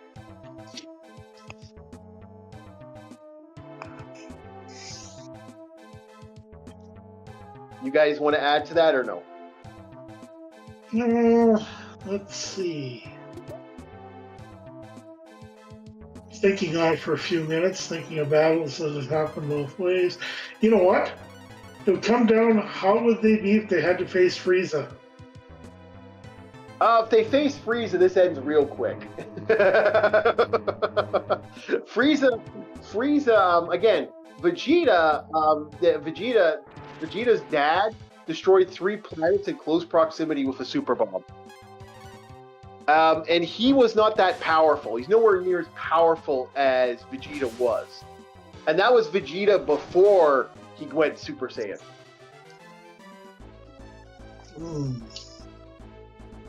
I would go as far as saying Super Saiyan, like Viltrumites are not as fast.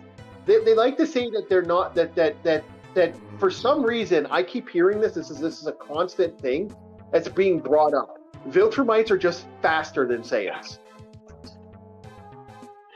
In space, maybe, but I find once they're planet size, they're not. No, that's bullshit in general. Even in space, the author hasn't completely outlined in my opinion, how Viltrumites power up, if they even do, or if they have a set power level. That's the other issue I have. But right now, when it comes, let's say pound for pound, I'm still saying Saiyans will have them beat in the long run. Yeah. Look. They have been trying for years to try to incorporate and prove that Saiyans are base Saiyans versus, and I'm not talking about Vegeta. Vegeta's like the elite when it comes to it. When it's base Saiyan versus base Viltrumite, I'm thinking it's 50-50. But the Saiyans have an advantage is every time if they get beaten, if they somehow survive, they get stronger. Whereas Viltrumites, the only thing we've seen for Viltrumites is similar. And there was some gravity training, I remember, 1-for-1. Yeah. Near a black hole, as I said, I haven't seen that one, but yeah. I black hole thing. When it comes to things like that kind of gravity training, that's not saying much for one reason. There's things called Lagrange points. The person may have put themselves in one of those, so simply just no one could bother them while they trained. Also, that whole black hole thing is stupid. That was, I don't know what the logic behind that was, but it was stupid. And I've always argued that is one of the most stupidest things. Again, you had supers like the elite Saiyans. I would go as far as saying the weaker Saiyans would have wiped out the Viltrumites, because this idea of I'll still put that at 50-50 at the moment. No, I'd have to see more. Yeah, here's the thing about it. A lot of people like to say, "Oh, because you see people fighting in the series, that speed is like, oh, well, you can see their speed." It's like, no, actually, that's not how that works in the anime. In the anime, it's quite incorporative that they're moving so fast that you can't see, like, trained martial artists that are using not only their chi, they're using their chi sensing ability to look at something, they're using other things, and they can't follow the fight. Yeah, and we don't see much of that, unfortunately, in the Invincible series. There's some hints, but it doesn't seem to get to the level that Saiyans and those fights get to. Okay. Just wanted to announce that I'm back. All right. Catch me up. How far are we into this? Saying base Saiyans, in other words, not the elites, versus Ultramites are 50-50. In other words, it's even odds. When you get into elites, I'm saying 3-1 that the elites will beat, like 3 Saiyans versus 1 Viltrumite. And my question is, are these pre or post Civil War Viltrumites? That's another factor too. No, we're looking at the Viltrumites as they are and the Saiyans as they are. Now, if we were to go back, I say 50-50. At that point, it was the only thing I'd say. I disagree. Are they named characters? Probably like what it comes down to, you know. No, like look at it like this, okay? Chi blasting, like this idea that Viltrumites move faster than Saiyans move is bullshit. No. Because yeah, they don't. Yeah, they are still limited. Yeah, they are. Now, also the math with Chi and how that works in the Dragon Ball series. Yeah, you have power, but there technically is no limiting factor for said power, so you can do Chi Blast times 1,000,000. Technically, it's just can your body handle that at that point? But most Saiyans, they could. There technically is no limit to the Chi numbers. Take the most powerful feat that the Viltrumites do. They blow through a planet. 3 Viltrumites super blow through a planet. Vegeta's dad blows up 3 planets in one shot. Yeah, I was gonna say, it's like, wait till the Viltrumites run into Frieza. No, what I'm saying, the same factor is have them run into Frieza and see how they handle it. In my opinion, they wouldn't handle it well at all. Well, like I said, the complaints are the same complaints we have.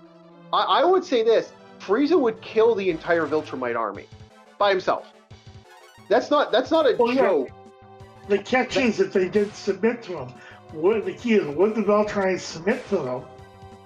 And then would they grow stronger while serving him? No, That's they what it wouldn't. comes down to. It's the same. The Viltrumites are too prideful to be doing that. They wouldn't. No. They would have, at most, maybe an alliance, like that one alien race that they petitioned to fight a war for them, which is where Tech Jacket hails from. They petitioned one world and say, "Hey, can you kill these guys for us? Thanks." Yeah, they're not like they're dangerous, but like I said, there's so much more dangerous things out there. Like even in the Invincible story, they're not as powerful as they want to. Again, the creator, okay, as much as the creator wants to troll people and say that Invincible would wipe out Superman, that's his big troll. No, he wouldn't. Stop. Now, the question is, would people fall for that rage bait? Oh, people have fallen for that rage bait for years. Like that rage bait is like. I was gonna say, if they fall for it, then he wins.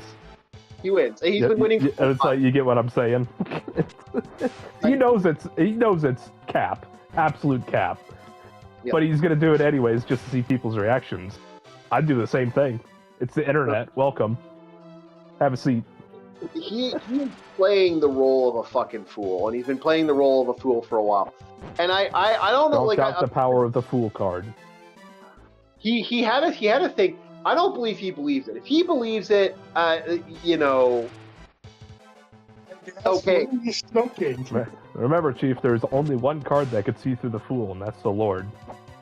Yeah, I know. But what makes me always laugh about it is his mentality. Like, you get the energy that his energy isn't there. It's just him kind of being a fucking dink about it, because like nothing I've seen in the comic, because I actually have looked into the comic now, because I decided to do a look now, because just for the channel.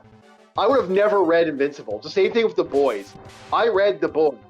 I fucking hate The Boys. The creator of The Boys can go fuck himself, as far as I'm concerned. Edgy fuck. He's an edgy fuck. You know what? Okay, I will say this. After reading it, anything they do with the Boys series, TV show, is 1,000 times better than what that guy did with his comic. His comic sucks most. That is an honest opinion. That is my own honest opinion. My opinion is not to play the opinion of the channel. That's just me being me. And yeah, he can go suck a dick. Everything about him just drives me nuts. I'm about to say, I don't have a horse in this race. That's all you, man. Oh God, I hate it. It's so edgy and cringe to be edgy and cringe, man. Oh, that sounds like Batman. You're telling me definitely. Sorry, did I say that out loud? Yeah, you know what? Batman is high art, Bob. Absolute Batman's high art? Absolute Batman is high art compared to his stuff. I think you're delusional, but okay. No, dude. You do not know what they did to Professor Xavier. Professor Xavier. Oh. Yeah. Yeah, I remember now. Yeah. The sheer opposite of class. They took a guy. You know how you talk about, how you're looking at that witch thing Alterer, and I'm like, yeah, but I have like this weird vibe about that. There's a reason that vibe is there. I know, but can you at least, I don't know, let a wholesome thing be wholesome? Again, Ancient Magus Bride wasn't wholesome. He bought a slave. Fuck you. It ended up becoming wholesome, alright? Does it suck? Yes. But it could have been so much worse. You say wholesome, Bob. I say grooming.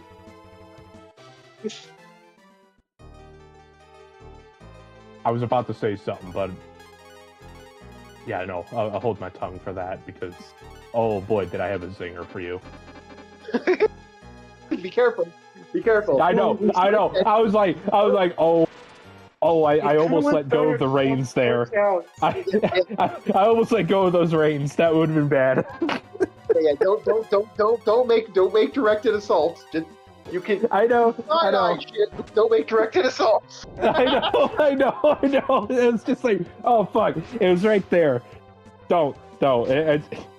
It's like that one DLC in Fallout, Mothership Zeta, and it's like, do you press the button or do you not press the button? But pressing the button would be so cool. I know, but Bob.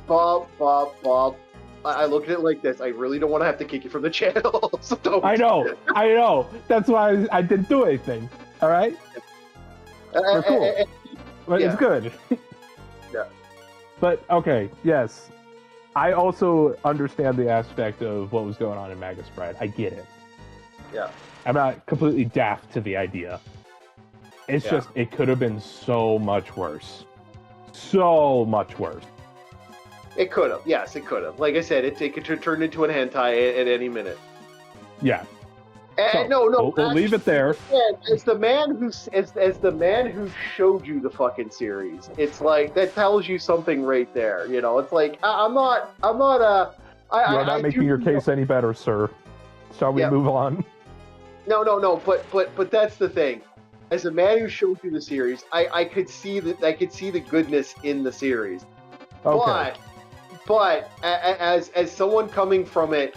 From a completely, like, if I was to really tear that series apart, I know. I mean, hey, look at your background. It's like, dude, you came from fucking Carcer City of all places. Of course, you're gonna see the deep dark. Oh, dude, you're gonna see the bad stuff and everything. It's understandable, you know. There's a lot in this series that makes me go, but again. I don't. I look at it from. I kind of have this mentality when it comes from it. It's a Japanese thing. That's kind of how I look at it. And it's like character saves a person. That person dedicates their entire existence to that person. That is very anime. That is very, very anime. That is super anime. That's not. It's like, I've helped people before, but they've never dedicated their fucking heart, mind, and soul to me. It's like, no, you just help a neighbor. Yeah, like, dude, that is a Japanese thing, and I don't know if they actually understand that they put that in there, and that's actually a purely Asian thing, because that is not a Western thing. Yeah. Fuck, where Ancient Magus Bride comes from, that's not even a Europe thing. It's not. I thought it was like the Celtic magic and all that in the series. No. The idea of, oh, you saved me, like again when they saved the girl in season 2. No, she there's no value in her doing anything for anybody. She legitimately, in all intents and purposes, let's be honest, they murdered her entire family. Like Kisei helped summoned a god to murder her family. I guess you would say the silver lining is the family was very abusive. That's about it. That's all I got. Yeah, I know, but that is like, that's all I got. I'm sorry to my client, Your Honor. That's all I have for the defense. That's what I'm saying, man. That's what I'm saying. I'm like... I mean, dude, I've known people in that position where they despise where they come from so much that they do not care anymore. Yeah. I mean, it happens. It sounds rough when you phrase it like that, but when you look at the background of what that character had to go through her entire life, I would understand why she's like, yeah, I don't care about them anymore. Go ahead. Summon the lost god to consume my family. Yeah. But that is if, like I said, but that still has its own consequences. Like, I mean, I'm very interested. I was very interested to see what they do with season 2. I mean, hell, when they had Morgana of all people pull up and say, "All right, let's thrash," I was like, "Well, damn." Well, damn. Yeah, shit just got real. But yeah, that's the thing about this, and the idea of Saiyans being, I would even go as far as saying humans in the franchise could defeat the Viltrumites. Like they're not like that idea I keep coming up with, where it's like, well, the Scourge virus only affects Viltrumite DNA, so in theory, every race that isn't like half Viltrumite would be able to take it as like some sort of vaccine, and if a Viltrumite kills you, you're like a poison dart frog to them. Yeah. Viltrumites. I'm not a fan of the Viltrumite series. Like, again, I wasn't a fan of Invincible before. I'm not a fan of Invincible now. And I think people like it just because it's the superhero thing. It's like, something. The superhero thing has gotten very stale as of late. Yeah. So it's like, well, what else are we going to look at, Yeah. And it also does turn into like a family drama real quick, and people love family dramas. You know what irks me about it the most, though? We get this shit for fucking 3 seasons yet. We can't get a continuation of the Spawn franchise. Fuck you, humanity. No, the Spawn TV show was so fucking good. Like, that was amazing. That was so fucking awesome. It's probably one of the best things we had in it, and it was so well done. I will second that notion. The Governator. Yeah, I know, the Governator also makes me mad, but like, that was such a good show, and they fuck it up, and I'm still mad. I'm still mad about that. I'm still fucking salty. That is the one thing that Arnold Schwarzenegger could do, is if they, give the green light to the Governator, because the man's old, but he can still, use his voice. I don't, dude. It was such a cool idea, and just it's gone now. I'm just like, you can't win that fight. Unfortunately, I wish we could. I know, but it was such a cool idea. Could you imagine what was it? A Yautja, the Predator alien? Yeah. Imagine one of those in like the series, and both him, the Governator, and the Predator kick some ass for an episode. Yeah. It could have been awesome. I don't know. Let's not dwell on the have-nots. We still got Stripperella, so at least Stan Lee got to make his prize project. Anyway. Oh, is this like when Disney tried making Sneakerella? No. Stripperella is an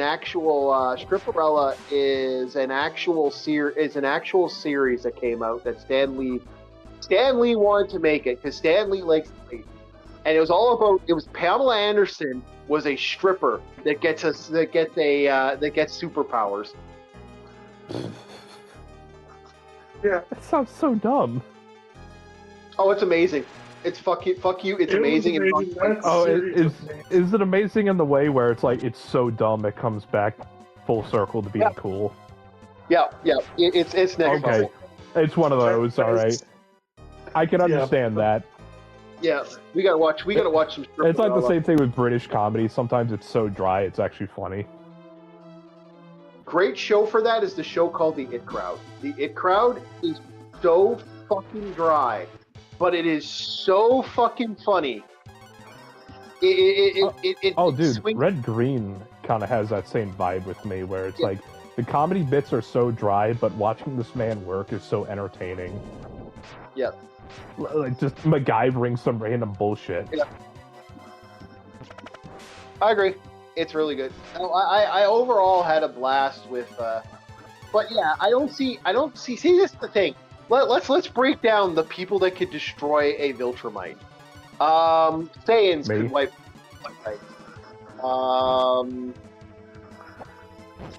I would say, most of Marvel would take out the Viltrumites. Most of Marvel would. Like, Thor would wipe out the Viltrumites in a match. Oh, dude. Thor would end the Viltrumites in a match. How about I say Thor would have a 5-second fight with Battle Beast. Meanwhile, Thrax, the king of the Viltrumites, had to spend 3 days to kill Battle Beast.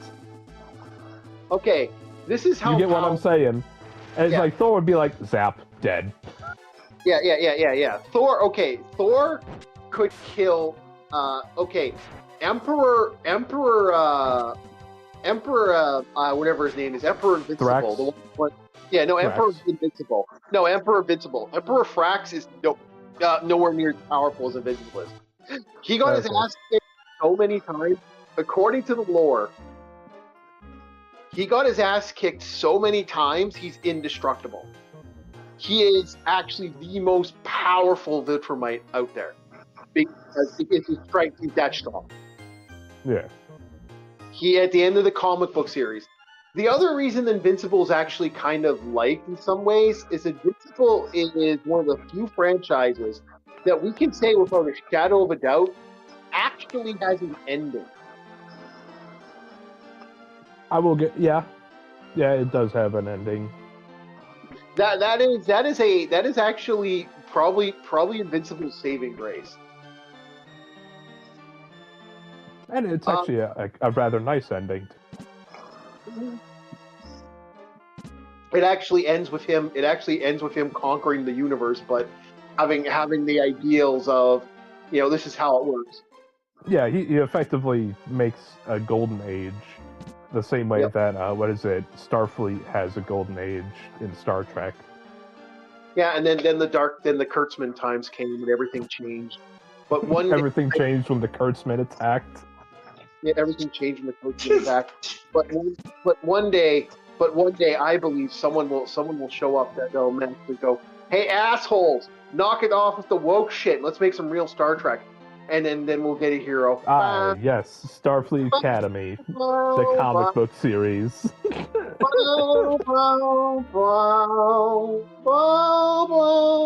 Sorry. I ain't gonna lie, the Q as an alien race in Star Trek is still really cool to me.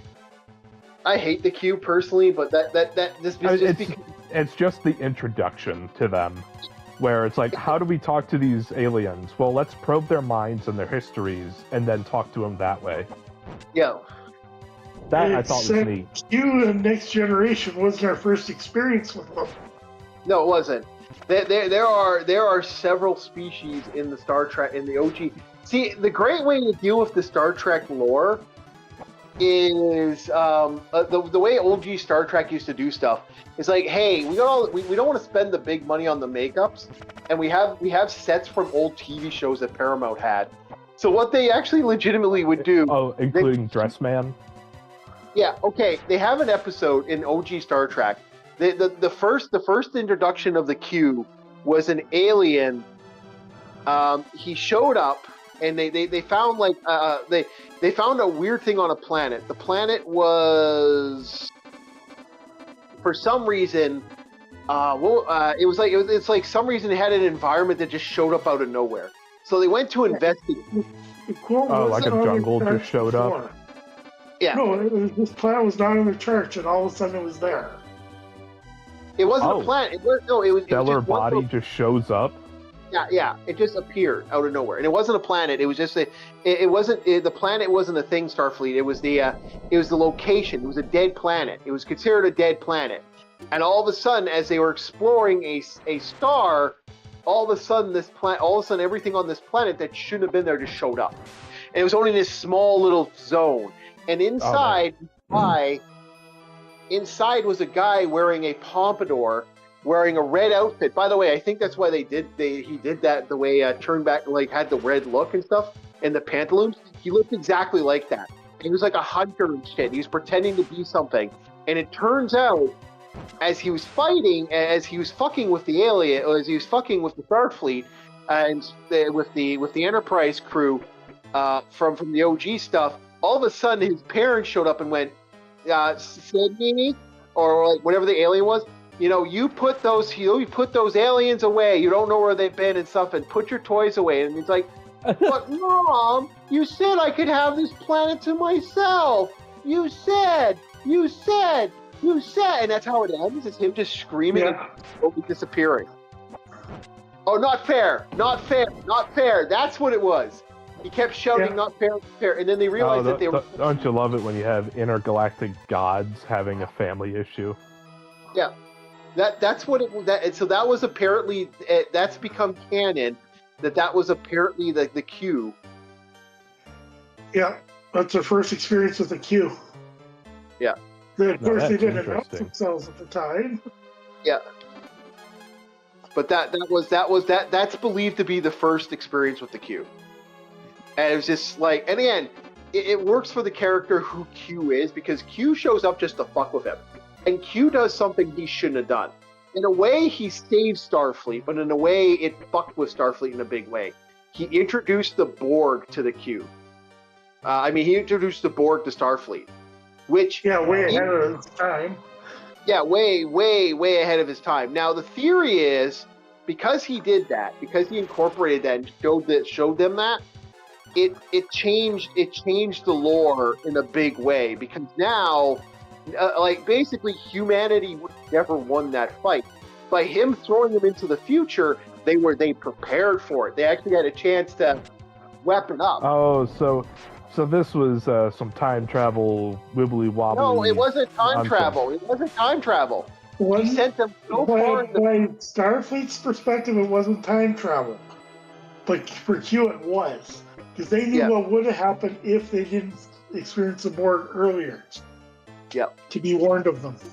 Okay, so it was time travel, and you guys were just trying to make it sound... It was more clairvoyance, if you want to actually get into the nitty-gritty. Okay, there we go. I'd say it was a vision. Yeah, and that showing that fuck with the timeline a little bit, because everyone's wondering why that Q did that. It's like showing some guy. Question. It's like showing some grunt in a World War I trench a Hellfire missile. Yeah. It advanced the timeline, because now they realize that if they don't prepare for it, so it basically it upped Starfleet's military combat.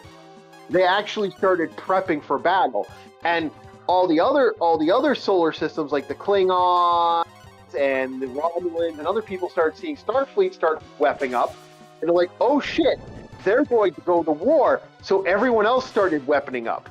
Because of that, they advanced their weapons and capabilities, which was something that so in other words, when the Borg finally showed up, they had way more combat capabilities, way more weapons. They had the ability to actually put up a decent fight. Yeah, put up a fight. Exactly. Okay. Yeah. Now, I know this is a bit off tangent. Remind me, what's the name of the Trashmen race in Star Trek? The guys who do all the waste management. Oh, I can't remember. That was a lower decks thing. No, not lower decks. Oh no, you're talking about the Pakleds. You're talking about the Pakleds, right? Pakleds, yeah. Their ships have these giant drums, and their engines work on a different system because it's just easy for their economy, and their entire job is to be like waste disposal. That is their entire society and economy, waste disposal. I have no idea. That is. I think that's something that Lower Decks created, because I don't think the Pakleds show up. No, they had live action. No, Pakleds are in Next Generation. And it's hinted, they are kind of the local garbage men. They're always going after salvage. Yeah. Yeah, it was something that DJ Ronnie told me about, and it's like, I like these guys. They're kind of cool. Not a lot of series go over. It's like, all right, who's the guy who manages the waste? It's usually just assumed that they have a cast of people or a janitorial staff unit. But the idea of having an entire alien race... It's the Malon. Malons. Okay. Yeah, unfortunately, you're talking about the Pakleds and TNG, but I gotta get in my house real quick, but I just wanted to, get that in. Okay. Thank you. But yeah, sorry, it was just, I still think it's cool to have an entire society that just does it. They just do it. Oh, so we're gonna be we're pissing off the Invincible fans by saying that Saiyans can defeat the what's it called? I can't remember the name of the species. Viltrumites. And we're also saying that Superman can defeat the Viltrumites. Superman's definitely one that can do. Hands Yeah. down. Superman technically has no limits. His only limit is what the plot dictates. Yep. Exactly. That's why I question why do people, I guess you'd say, read about Superman? And I mean that in the sense of, what story is there if the guy can do everything, you know? Well, you know, it's a series. It's like you made it. Yeah, you fucking made it. There shouldn't be a struggle in theory. Well, the struggle is the fact that he's so powerful. It's not something that he, you know, is a corporative to. You know, it's not something that incorporates a thing. You know, he's not a, you know, for a god, he's not completely a undefeatable entity. You know, he has that. It's like trying to power scale Tom Bombadil.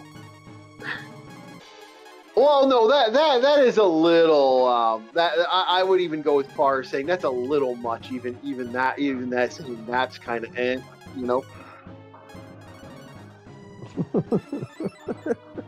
No, I'll be honest. It's like, man, you already made it. You're a god. There really shouldn't be too much of a story. Well, the story is his human element, man. Well, that's him. Like and the problem with Superman is he's not fighting fucking schmucks on a buck, man. He's always fighting beings that are so much more powerful than people. At least in the later franchise, let's be honest. Like the first issues were like bandits and goons and a wife beater. Yes, they were, but at that point he wasn't that powerful. Yeah. So yeah, we're gonna be pissing off people on Space Geeks there, DJ, for one reason and one reason only. You're gonna laugh at this one. It's going to be we're gonna be saying that I finally found something that the fans can get upset about, and it's gonna be great. You know what it is? The fans of Babylon 5. I actually found something that stole from Babylon 5, Mass Effect. Oh well, that's okay because they didn't really steal it. O'Neill cylinder is something that was created by Gerard O'Neill, and Gundam used it first. Babylon 5 used it much later, and Mass Effect used it. After that. So I don't think. I will prove. I will show my proof. My proof is the proof, and it will be proven. I'm sorry if Babylon 5 fans that are ill-informed get upset, but the O'Neill cylinder belongs to the U.S. taxpayer. I will incorporate, and I will prove to everybody that this is actually legitimately. I will prove as a proof is a proof. That's how. I mean, I won't get mad. I'm actually all for it. I think that's like drawing good inspiration right there, you know. But I'd be all for it. I would love to laugh at people who do get their panties in a bunch over it. No doubt about it. Yeah. I'll be honest with you. I am in over my head. You guys feel free to converse about whatever that thing is. Okay. So far we've gotten the Saiyans can defeat the Viltrumites. Yeah. I had to let it pause. Oh, excuse me. Yeah. The Saiyans can beat it. I think the humans in Dragon Ball Z can beat the Viltrumites.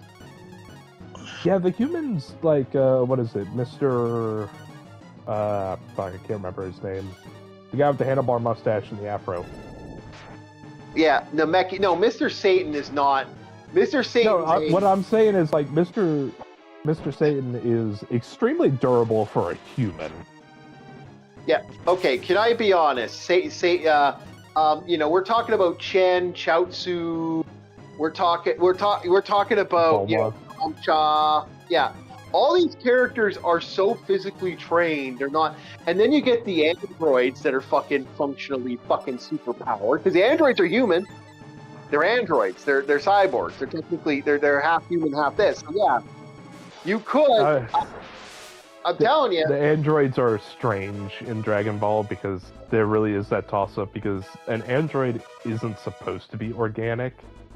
You know, the point of an android, by definition, is it's a machine that looks like a person. The same way a T-800 is in Terminator. It's like, that defines as an android.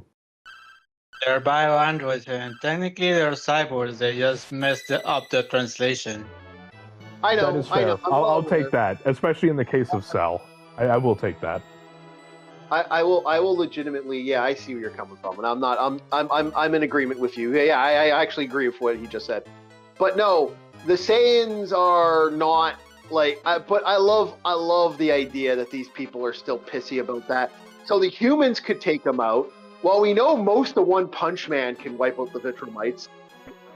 Hell, the guy who rides a bike would be able to beat a Viltrumite.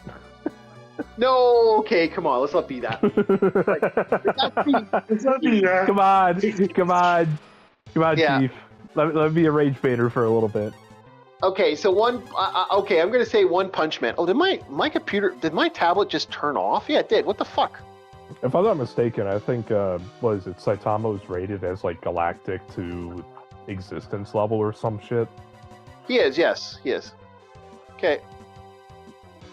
All right. So yeah. So we got ourselves. Yeah. The main. Yeah. So you got yourself quite a huge list of people that can defeat the Viltrumites. Because again, the creator. I think the creator likes to troll people, but legitimately read his comics. The Viltrumites don't do anything too stupid. Like their power. They're strong and they have some. They are tough. Also, like, they are it's also the framing. Is the Viltrumites aren't compared to other superpowered beings, they're compared to mortals. That's why they seem like they're on such a high pedestal. The moment they meet somebody from another universe that's superpowered, okay, we're in trouble here. So says the Viltrumites. Yeah, they're in trouble. They always are. Like, I mean, for fuck's sake, if Tech Jacket's race was willing to put up a fight, and all they have are what, like, beam weaponry, effectively? and they were actually able to, do some damage. They're not like the Viltrumites, and again, their population is super underpowered. Oh yeah, after the Scourge virus, yeah, they're down to 50. Yeah, and then you count the Namekians. The Namekians are also underpowered in a lot of ways, and they would wipe out the Viltrumite. What about the Cybermen? No, come on, that's a little underpowered. 3 Cybermen attach onto a Viltrumite and explode. Yeah, they're not that like, yeah, that would do nothing. But I mean, hell, wait, Chief. If Rex, the guy who can, make explosive things using his skeleton of all things, and he took out Invincible from an alternate reality by, taking one for the team, and it's like, I'll blow my entire skeleton. It's like, if he could do it, I think a Cyberman would be able to nuke itself the same way a Geodude explodes. The damage would be bad, but I don't know if it would be detrimental. That's a very hard push on the franchise. Me personally, me as a person, I can't see them winning. But I would say because the idea that Shen, like some of the characters in the series, for example, when they went and fought on the rock there, I can't remember the name of the area. Did I miss something? I did. Shit, I always keep missing something. When they went and fought on the planet that Goku fought on, because the Z Fighters went on their own little adventure in the afterlife, and when they did, they legitimately defeated the Ginyu Force. And if you can defeat the Ginyu Force, excuse me. You're reminding me of my Navy days. Little side tangent here. No, that's the truth. If you can defeat the Ginyu Force, but we were one day when we were in the deck office, we were comparing ourselves. It's like, all right, what Dragon Ball Z character would you be? And the chief looks at all us scrubs, all the lower enlisted, is like, all right, you guys, because how you stick together, you're the Ginyu Force.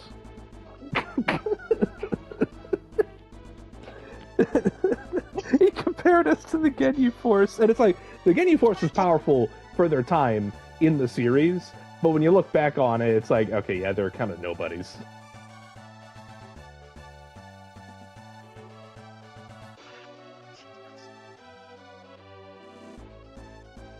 That's all I gotta say. That's it. Okay, so yeah, the Ginyu Force is one I was actually just around this water. Yeah. Sorry, I just had to do a little funny side tangent. So the Ginyu Force, like I said, so if you can defeat, I would say the Ginyu Force could probably, because each one of the Ginyu Force members can destroy a planet. That is their. Oh damn. Yeah. Each one of them can. Each one of them can actually destroy a planet. The only reason. Now that I think about it, that's the other issue with Dragon Ball is that it's like the inverse of Invincible. Invincible compares the Viltrumites to average people, who are Saiyans are compared to other Saiyans, or people of equal level. And then it's easy to forget that these guys can just wipe a fucking planet. Yep, that's the problem. Like when you have that much power, it's like I think to blow up a planet, it's 10,000 if I remember correctly. I don't remember the scaling for that, but I think the average is 10,000, and there's not a single character in the Ginyu Force that's under 10,000. Because I played the Dragon Ball RPG, if I remember correctly, and planet-wrecking power is 10,000. So, and I think if I remember, I'd have to look. You know what? There's my tablet. I'll look up the Ginyu Force's power level because I think each member of the Ginyu Force will just. I remember somebody once said that like Nappa was 600. Nappa's pretty weak actually. He was at 6. He's not. It's pretty. Under 9,000. Break the scouter. Yeah, he was 9. Yeah, he was 9,000. Well, wasn't the scouter like it maxed out at 9,000, and that's why Vegeta freaked out? Hey, scouter. Yeah. Okay. All right. So, me and Starfleet will need to talk after this, but.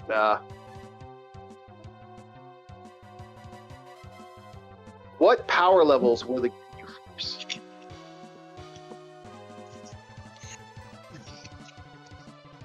It's the Okay. All right. So, every power level of the Ginyu Force. Captain Ginyu Force had he was okay. His max power level when he fought him was 120,000. Raccoon 40 to 71,000. Jace 40 to 64,000. Birder 40 to 68,000. Galdo, you know the one with the eye, he's the weakest fucking one of the power level. 10,000 to 11,000. Although he had refined psychic abilities. Oh, he had the space magic. Yeah, Zarbon 29 to 30,000. And what was it? 10,000 is required to be planet cracker level. I'll Something get like you. that, yes. I'll look it up. I'll look it up right now. Let's ask.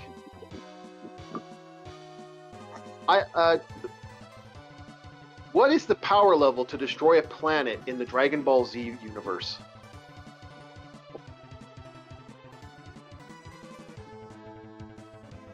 $10,000 to 18,000 is considered the maximum necessary to destroy a planet. So that means that every motherfucking that Mr. Eyeball Man could go toe to toe with a Viltrumite easy. That means right there, right fucking there, we just proved that Yamcha is actually strong. Okay, what was at the let's just have fun of the weakest character in Dragon Ball Z. Yeah, the guy who always gets shit on. What power level is Chaozu in Dragon Ball Z? Yamcha, not Chaozu. No, Chaozu is the weakest character. Okay. Is that the guy with the beanie? Like the kid with the beanie? Chaozu kind of stopped fighting altogether. Yeah, he stopped fighting altogether. Yeah. Okay, according to this, you're gonna love this. So his power during the Saiyan arc, 6'10". He's weak. Often considered the weakest of the main Z fighters, Yamcha, Chen, Krillin. Power levels grown to an estimate of 15,000 much later to fan calculations. Although, that's fan calculations. I'm yeah, willing to trust it because the dedicated fan base of Dragon Ball Z is usually on point. Chaozu Free. Okay, so here, training under thing. So his training. Okay, King Kai's Palace, 25,000. Trunks Saga, he might be somewhere around 70,000. Apparently, after the Android Saga, he just hit 100,000, according to the Dragon Ball Wiki. Wait, do you know what's terrifying? Give me Perfect Cell's power level.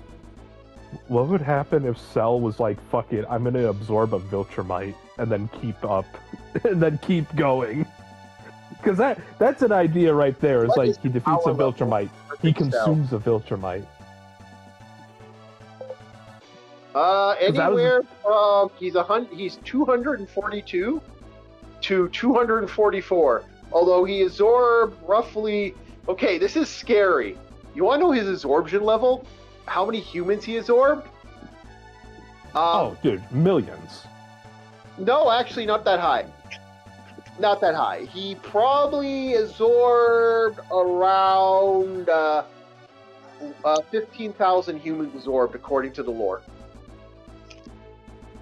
That would imply that every town he went to had about 1,000 people, and that's just the town. That's not excluding people on the way to each town.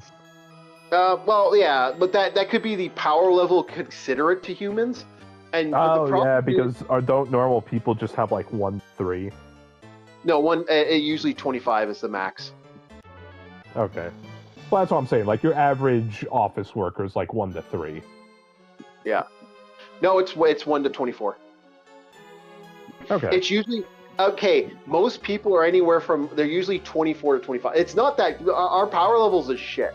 Like our chi power levels for humans, if without training in ki and technique, we degrade. Like our power levels are a fucking joke. But yeah, that's what I'm saying is like. Yeah.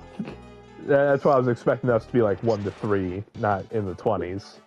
Yeah. We're 20. No, 1 to 3 is bad because when they used the power level on an average human, it was 24. Okay. So if you were to calculate that a number of how many humans that would take. Hey DJ, you back? DJ Ronnie? There you are. Yeah, we need a math genius. We need a math genius. Oh, you might have the wrong guy, but I'll give it my best shot. Okay. I want you to calculate 24 and calculate it all the way up, but incorporating the sums. So for every 24, count that as 1 on a counter, up to 1,000, 15,000. So we're multiplying? Yes. So how many was that number? How many was that number? 24 times 1,000? Yeah. No, 15,000. Oh, okay. 24 times 1,000 is 24 plus 3 zeros, so 24,000. And then we times that by 10 will be 240,000, and then add another 120. So 240, 340, 360,000. There you go. That's the number. Yep, that's about right. See, ladies and gentlemen, you don't need liberal math degree. Yep. Yeah. I just have a conservative math degree. Yeah, that's all you need. Yeah, you don't need much. Well played, sir. Well played. Hey man, that was an easy calculate. So he wiped out a large portion of humans. 36,000. That. Yep. On the Dragon Ball world. On the Dragon Ball world, where they don't have like Earth itself. Yeah. That on the Dragon Ball world is a lot. The average. And that's after Frieza, if I'm not mistaken, too. No. Because Earth is an interesting beast because not everyone came back from the rebirth, according to some lores. So that's rough. Yeah, So there's a lot of humans that just didn't come back. And then you take in consideration the Red Ribbon Army War, which that caused a fucking huge body toll. That did. That actually caused a lot of people to die. So you had a large population of people that just kind of went, you know, and then take in mind, you also had, you know, Garlic Jr., the Earth Plant Tree saga. You had all this other shit happening in the background. So all this shit has legitimately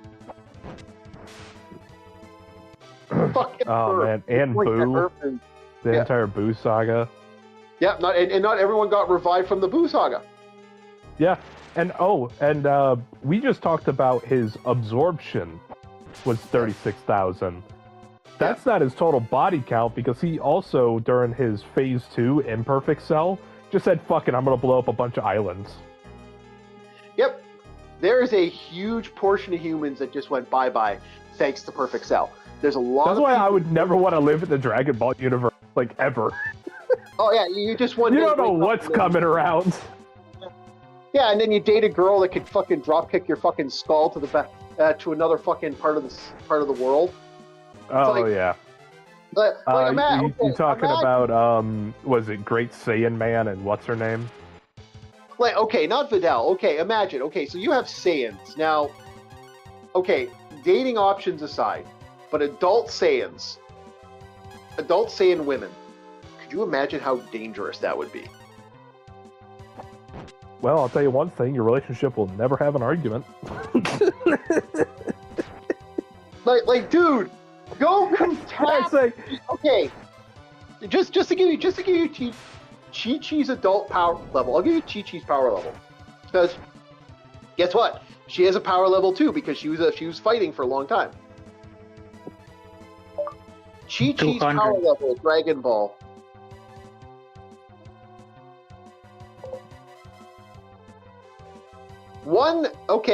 Determining on if you actually incorporate the series, she's roughly about. Oh wow, they had a guy who actually girl who changed her name to Chi-Chi so that he could think. Yeah, I'm an adult. Fuck off. It's not like I'm trying to hurt anybody. Leave me alone. So her power level is anywhere from it's not lots, but it's still pretty good. She is about 300 to it's rough estimate because she still trains. She trains in secret, but she still trains. She doesn't want her kids to see her train because she doesn't want them to have an excuse for training. She was at 300. I would say she's at 700, which means she's a little stronger than the average human. I'm willing to believe that since it was around 200, everyone was when they made the Saiyans. Yeah, well, apparently it's 300. That's what it's saying in the lore. I would say it's a little higher than that. I would actually say it's a little higher than that because she did teach Gohan martial arts. She did fucking spar with Gohan. She didn't do a lot, but she sparred. Go ahead. Have you seen that meme of the punch bag machine?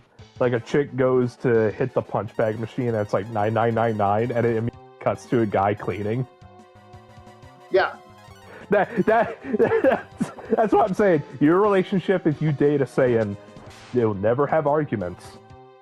Okay. Even if you're right, it'll never have arguments.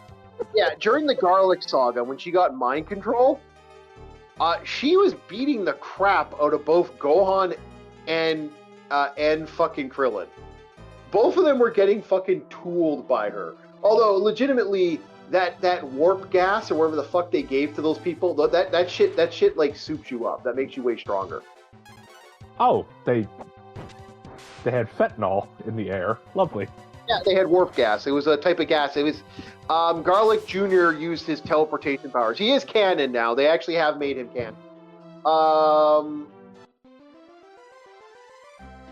He is officially canon. But that's what I'm saying about this series. The series, like, if you look at Chi-Chi and you look at these entities that exist in the franchise, it's like, holy shit.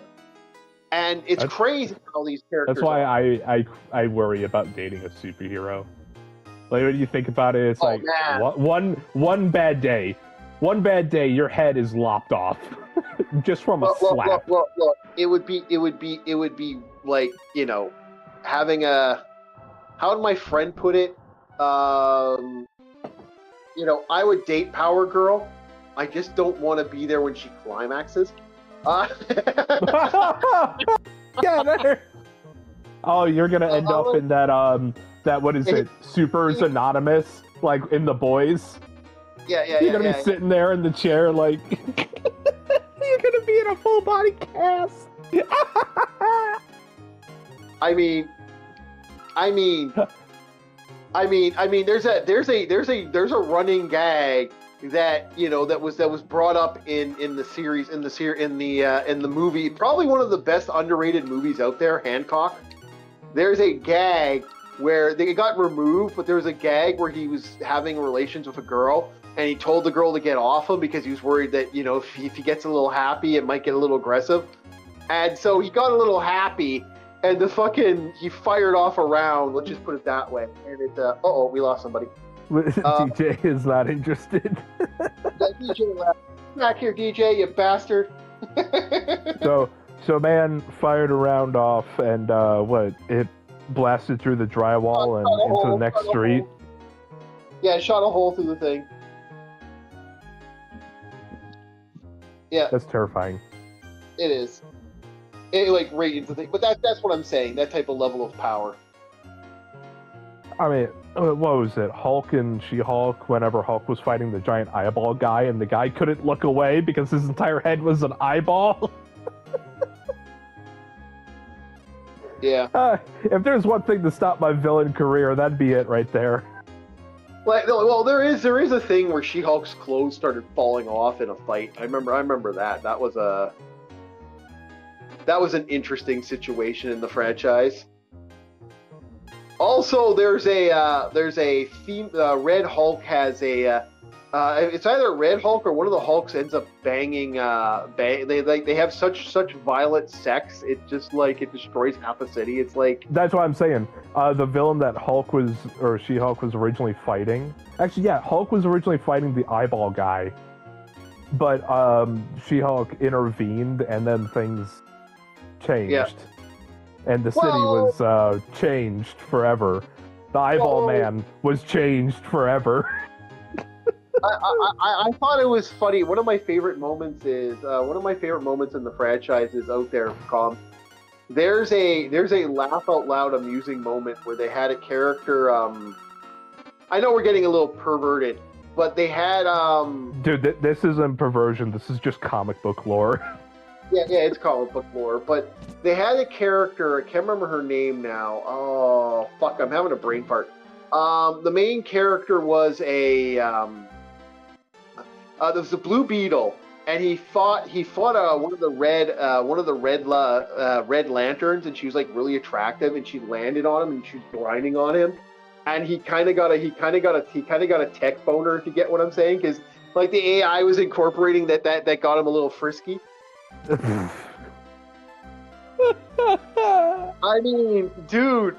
That's just how fights be, I guess. And I mean, it's funny. It's laugh out loud funny, but it's just like, man, you take it superheroes. You're fucking destroying them by doing that when they're getting that horny. Like one of the worst series out there. One of the worst series out there is the Batman and Robin comics from. There's a Batman and Robin thing where literally Black Canary and Batman bang on a fucking literally have sex on a harbor where everyone's on fire. It's one of the wildest, most fucked up, craziest things. Like I said, Batman edge factor, sheer edge. I'll never respect Batman. I respect Batman for the idea of the character, and it goes double because he rips off the Shadow. All right. Okay, you want to know why? You want to know why I respect Batman? This is where my logic with Batman comes from respect. When done right, Batman is one of the best characters out there. He's actually really good. But when done poorly, he turns into an edge monkey.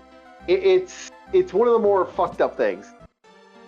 Turns them to the entire point when what is it? Yeah. That's why people base their entire personality on Batman. They just want to feel special. Tired of It's like they just brought back the Punisher in comics after all the shit they did to him. At And least it's Punisher actually, gets shit done and puts a can of whoop ass on the Avengers.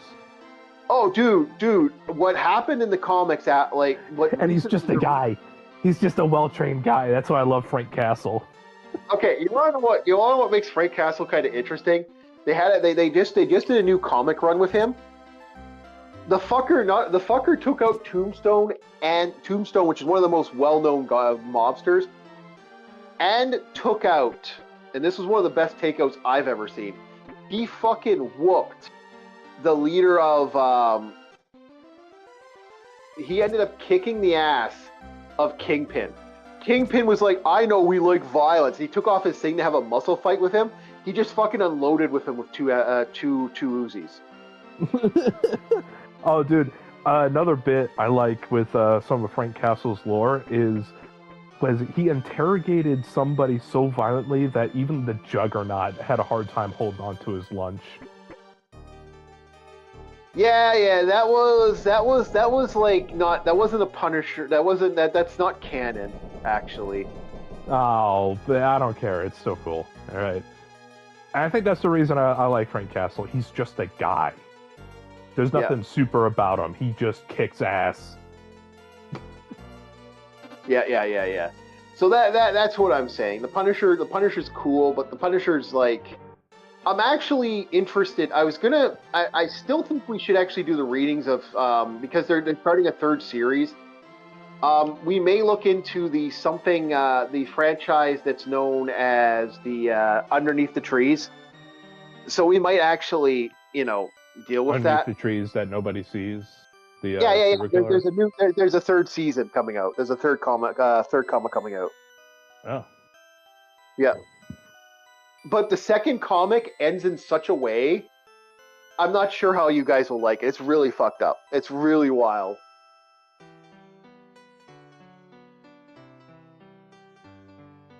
Okay. So that's something we should look into. All right. So we've kind of talked about that. We're 9:30 in. We can go for a little bit longer here. We're almost done we're doing the Breath of Fire right now. We are at the point. We are literally at the point where we're going to be doing the stealing all the items from this house because we're fools. Yeah, I'm going to be heading off to bed now, everyone. Okay. I will talk to you later, Starfleet. We need to talk about something first, later in a little bit. But yeah, we're almost done. Speaking about stuff, while we have you here, it's your time to shine. You want to talk about Fallout.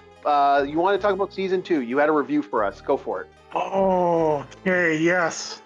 Yeah, I forgot. I wanted to bring that up. That's why I didn't want you to leave. Go for it. Okay, yeah. I liked the series until it did one big thing, and it really bothered me. It bothered me so much that it put me off to it. I can't see how they can recover from it. I'm sorry, death claws were a result of after the war, not before the war. Mm-hmm. That just gave me to no end. Yeah. Yeah, that's what Todd did. Fucking Todd. Yeah, this is why West Coast lore is superior to East Coast. And some of the stuff they're doing, because like I said, the original creator of Fallout is not a fan of anything that's happening. He's actually come out and openly said they've destroyed my lore. Yeah. He actually, and if the creator is coming out and saying, you guys fuck the lore, then you fuck the lore. That's kind of how I look at it. Also what they did with Canada, they turned America into communists, and then they turned Canadians as a stealth op. It's like, what the fuck? Oh, Starfleet, I wanted to ask you, that power armor scene where the guy raises the visor, how fucked is that? The helmets are supposed to be solid pieces. Yeah, the headpiece are supposed to be solid. That made no sense also. Yeah. It's like, you have your filters, right at your jaw, so you don't have anything hooked up at all?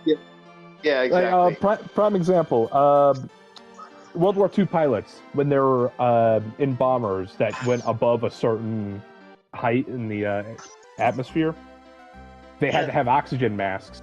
So you're telling me that this helmet with filters doesn't have a direct link to the user? So you could have a crack in that visor right there, and you're just fucked. You don't even have anything over your nose or mouth to keep the air out? Yep. And it doesn't make any sense. Yeah, and then if you look at the fact that the Chinese were legitimately using fucking toxic gas, in the lore they used toxic gas. Yeah, they went back to World War I tactics, especially for what was it, Operation? No, not Anchorage. Well, it's not that. I'd have to look back lore-wise, but you were supposed to have an internal air source that can last up to an hour. They only demonstrated in Fallout 4. Because we go inside the power armor, you can walk around underwater without drowning for almost an hour. Yep. In-game. And there was also the cycling. So if the user has to relieve himself, it cycles the urine into potable water. Yeah. No, it's a cool, like, there's a reason why, like I said, This is why I love the T-51, and why I hate anything Brotherhood related, like T-45 and T-60. This is why I'm a stickler, because at least the T-51 at least reminds me of when the lore was fucking good. Well, like, yeah, exactly, and that's the thing. As much as I'm so happy that. See, the thing is, when they did Fallout 4, I was so excited because we actually had real power. For the first time, we got to see power armor in its entirety, and I was super stoked to see power armor in its entirety. But then I saw what they did with it, and I was like, "Bah." You want to know who does power armor right with Fallout? Huh. Sodaz, the guy who does Source Filmmaker, Operation Sunburst. That is power armor done right. I'd have to see that. I haven't seen that yet, but I've heard about it. Dude, it's really good. And it's just a fan animation with Source Filmmaker about the conflict over in New Vegas between the NCR and the Brotherhood. And the Elder at the time was the guy who fucked off to, not New Reno, the gambling city with all the ghost people and the holograms. Yeah, that guy, when he was still an elder of the Brotherhood, that's where that story. Yeah. Yeah, it's clever. It's absolutely clever, and I do like it. So to me, I don't know. Like I said, power armor is always an interesting beast, in my opinion. I'll always love power armor, but I also like, how they treated power armor in this franchise. Oh, you want to know the real kicker, Chief? Yo. In Sodaz's animation, the Brotherhood are using T-51. Yeah. I don't think there was a single Brotherhood suit that was T-45 or T-60, and I was like, oh, dude, seeing T-51 power armor work? There may have been like a guy or two that had the T-45 or... Oh, man. T-45s are mainly used by scouting elements in the Brotherhood, canonically. Yeah, and like I said... speaking of the Brotherhood and Todd's lore, he turned them into crooks. That's why I hate the Brotherhood, is like, they're just government crooks that aren't actually the government. Lovely. They're the fucking ATF. Well, that's the thing, that pisses on their lore, because originally they were technically in rebellion to the U.S. government because of the way they were treating folks at the time. Wasn't that the Enclave's job to be a bunch of government crooks? Exactly. Yeah. Yeah, and like I said, what made it kind of really amusing is the fact that, like I said, we got a really stupid... Like, the franchise is dumb as a whole already, and then you amplify other shit. It's like... really? Like, they almost lost in Season 1 with the loss of Shady Sands, but then... But then it made sense when you realized it was a retaliation for the attack on the Enclave. Yeah. Like, at least they covered their ass there, pardon my French. But then anything after that... But then after that, it's like, oh, God. I'm sorry, seeing a Deathclaw in Alaska just pissed me right off. Like, Yeah, no. Then wasn't that to incorporate that the Death Claws were a Chinese invention? It would I think incorporate that was- something of the sort. Yeah. No, it actually incorporated that the Enclave existed even before the U.S. government. In other words, they're making it out like they're even a separate faction rather than being the U.S. government. Yeah. Like they're like a wild faction. Is what you could argue that what they're going to eventually do. If I was to make a prediction, the Enclave is a military branch of Voltec. Yep, that's what they're doing. That's my Supposedly theory. in the lore, there was also like the theory that the Enclave made it to the moon and have a moon base. That's in the original lore. That was supposed to be in the von Braun project that was never released. Okay. Yeah, they that's more plausible though. They're taking the series.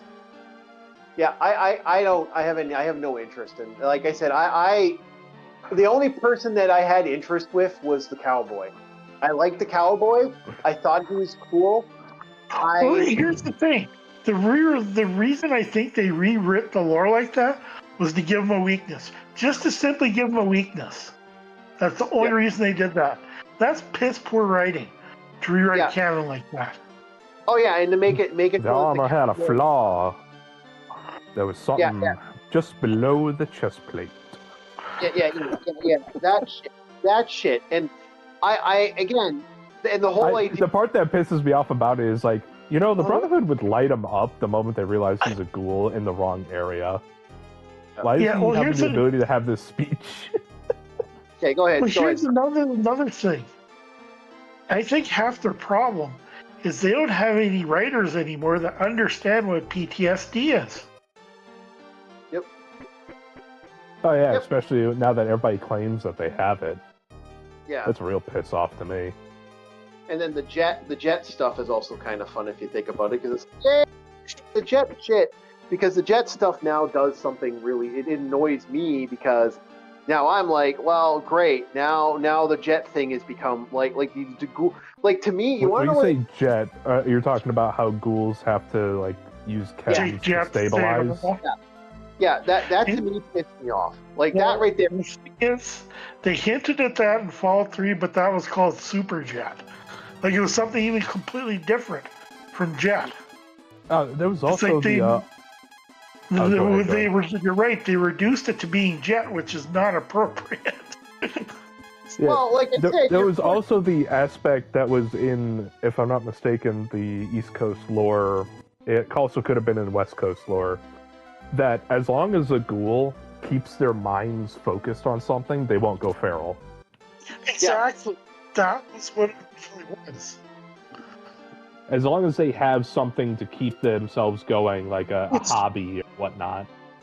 Which, if they were to follow that logic that you just stated, it should have been mentats keeping them in line then. Yeah, it would be intelligence. Yeah, it would be mentats. Not but it's not. Jet. Yeah, but it's not. It'd basically be the super Adderall known as mentats. Yeah, it wouldn't be any shit that they have. That's the thing. And it's like, to me, that's like I said. Hello, who just showed up? Is that DJ? Hey, DJ. DJ's back. Yeah, hey. My phone went into sleep mode automatically, but I'm gonna go eat dinner, man. I'll tune in.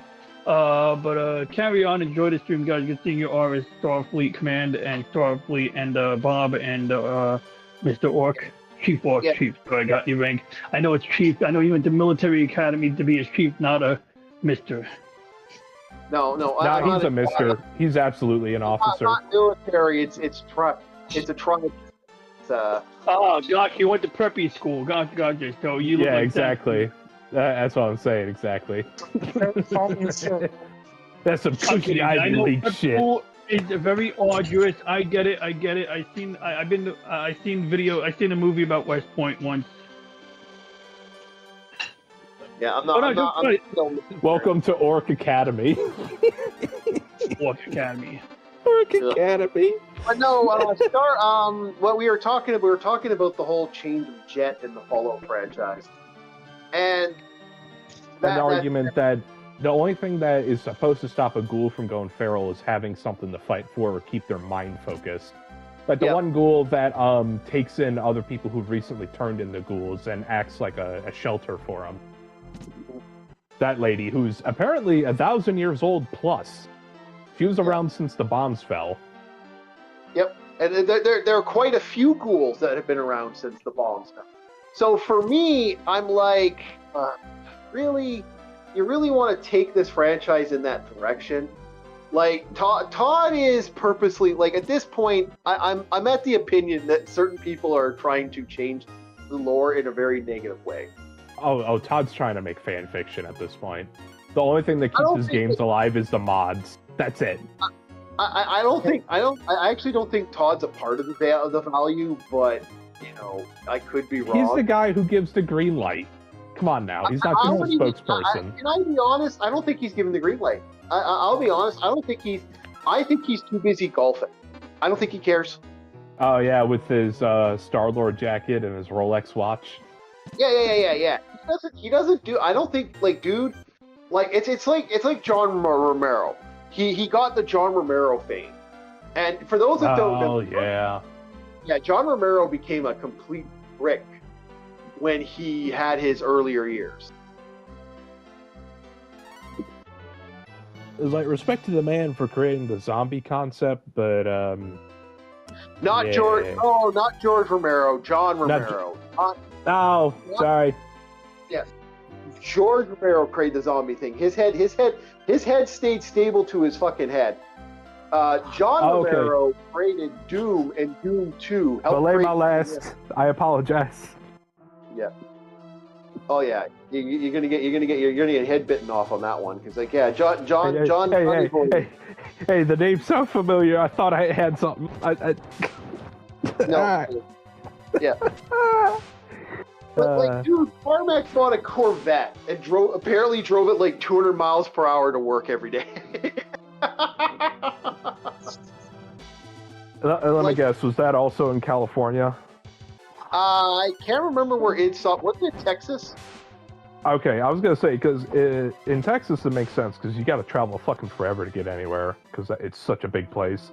But California has some of the worst cross sections I have ever seen. They have 6-way roads. Yeah. And they're not even. Yeah. It was Raven Software, and he drove to other places. Like, one of the famous things he ever did was what was the system he was looking at? Carmack. Carmack was looking at a system, and he's like, yeah, I could beat that. And he goes to id Software and beats and then creates Wolfenstein. Helps create Wolfenstein. Man. Interesting, man. But Romero leveled off. Dai Katana woke his ass up. Like, I think that humbled him. He's still a prick, and he still kind of does his own thing. But that humbled his ass to the point where he's not as much of a dumbass as he was before. And I do love the fact that people are notorious for giving him, even though he had nothing to do with it, they love to give him Doom 3 boxes just to piss him off. Oh, Doom 3, the worst Doom game. Yeah. Yeah, I hated Doom 3. They tried turning it into like some horror game like Condemned, Bloodshot, and it's just like, no, Doom is a shooter first and foremost. Mm-hmm. Oh my god. Doom 3 pissed me off when I got it. I was so pissed. You could make Doom 3. You could make Doom a horror. It's not against the realm of reality, but you have to really work at it, and that really didn't have any. That was work less. It would have to be action horror at that point, you know. I for me, it was just everything was so goddamn fucking dark. I couldn't handle that. That was driving. Oh yeah, it's like, dark equals scary, right? No, it just means annoying. Yeah. Having a dark game where you can't see shit isn't terrifying to me. It annoys the fuck out of me. Yep. That was my problem. Granted, I don't get scared at horror games because it's just like, oh no. Okay, that happened. Yeah, exactly. But we're very close to ending tonight, boys. We actually went a little. That's why I had to ask you, Chief. It's like, Crusoe's a horror game, but I was never horrified at any point of playing Crusoe Theater of Idols. Yeah. It like we're actually like pushed way past our thing. We're not. You want to close it out? We're gonna close it out. We're well also because like we got really far in the game, and that's why I let it run. I'm just gonna see who's live right now on my live spectrum. Gotcha. Well, ER's live, LDP's live. You know what? We will do Uso Labs today because we do DJ we do LDP a lot, so we will do Uso Labs. We're about to end it out here, boys. So send out an orc raid if you're on your way here. I don't know what he's working on today, but America's Red Green is operating on stuff. So yeah, we're going to be ending it up in a bit here. We're just going to finish this fight. This shouldn't take too long, and I'm just going to save state it. We'll come back to it later. And then we got Space Geeks. We got Space Geeks coming up on Wednesday. Yeah, we're going to end it here with a quick save state. I'll go to the live stream. I'm checking out, everyone. Have a good night. Yeah. Stick around for a bit. It's going to talk. Too late. Thank you, everybody. Thank you, everybody. We will chat with you guys later. Have yourselves a very, very good night. And we'll see you next time on Orc War Chief Reviews. We'll see you next time on Monday Madness. And we will see you for Space Geeks, where we will be doing a review. We'll be talking about Who Censored Roger Rabbit. We'll be talking about Babylon 5. And we have a couple other ones, so we'll be figuring stuff out. We're talking Wednesday. That means I am going to be giving my full review of Moriarty the Patriot, the series. Yes, we should have that done, and then we'll be working on the next series for Bob. All right, talk to you guys later, and you have yourselves a very good night. See ya.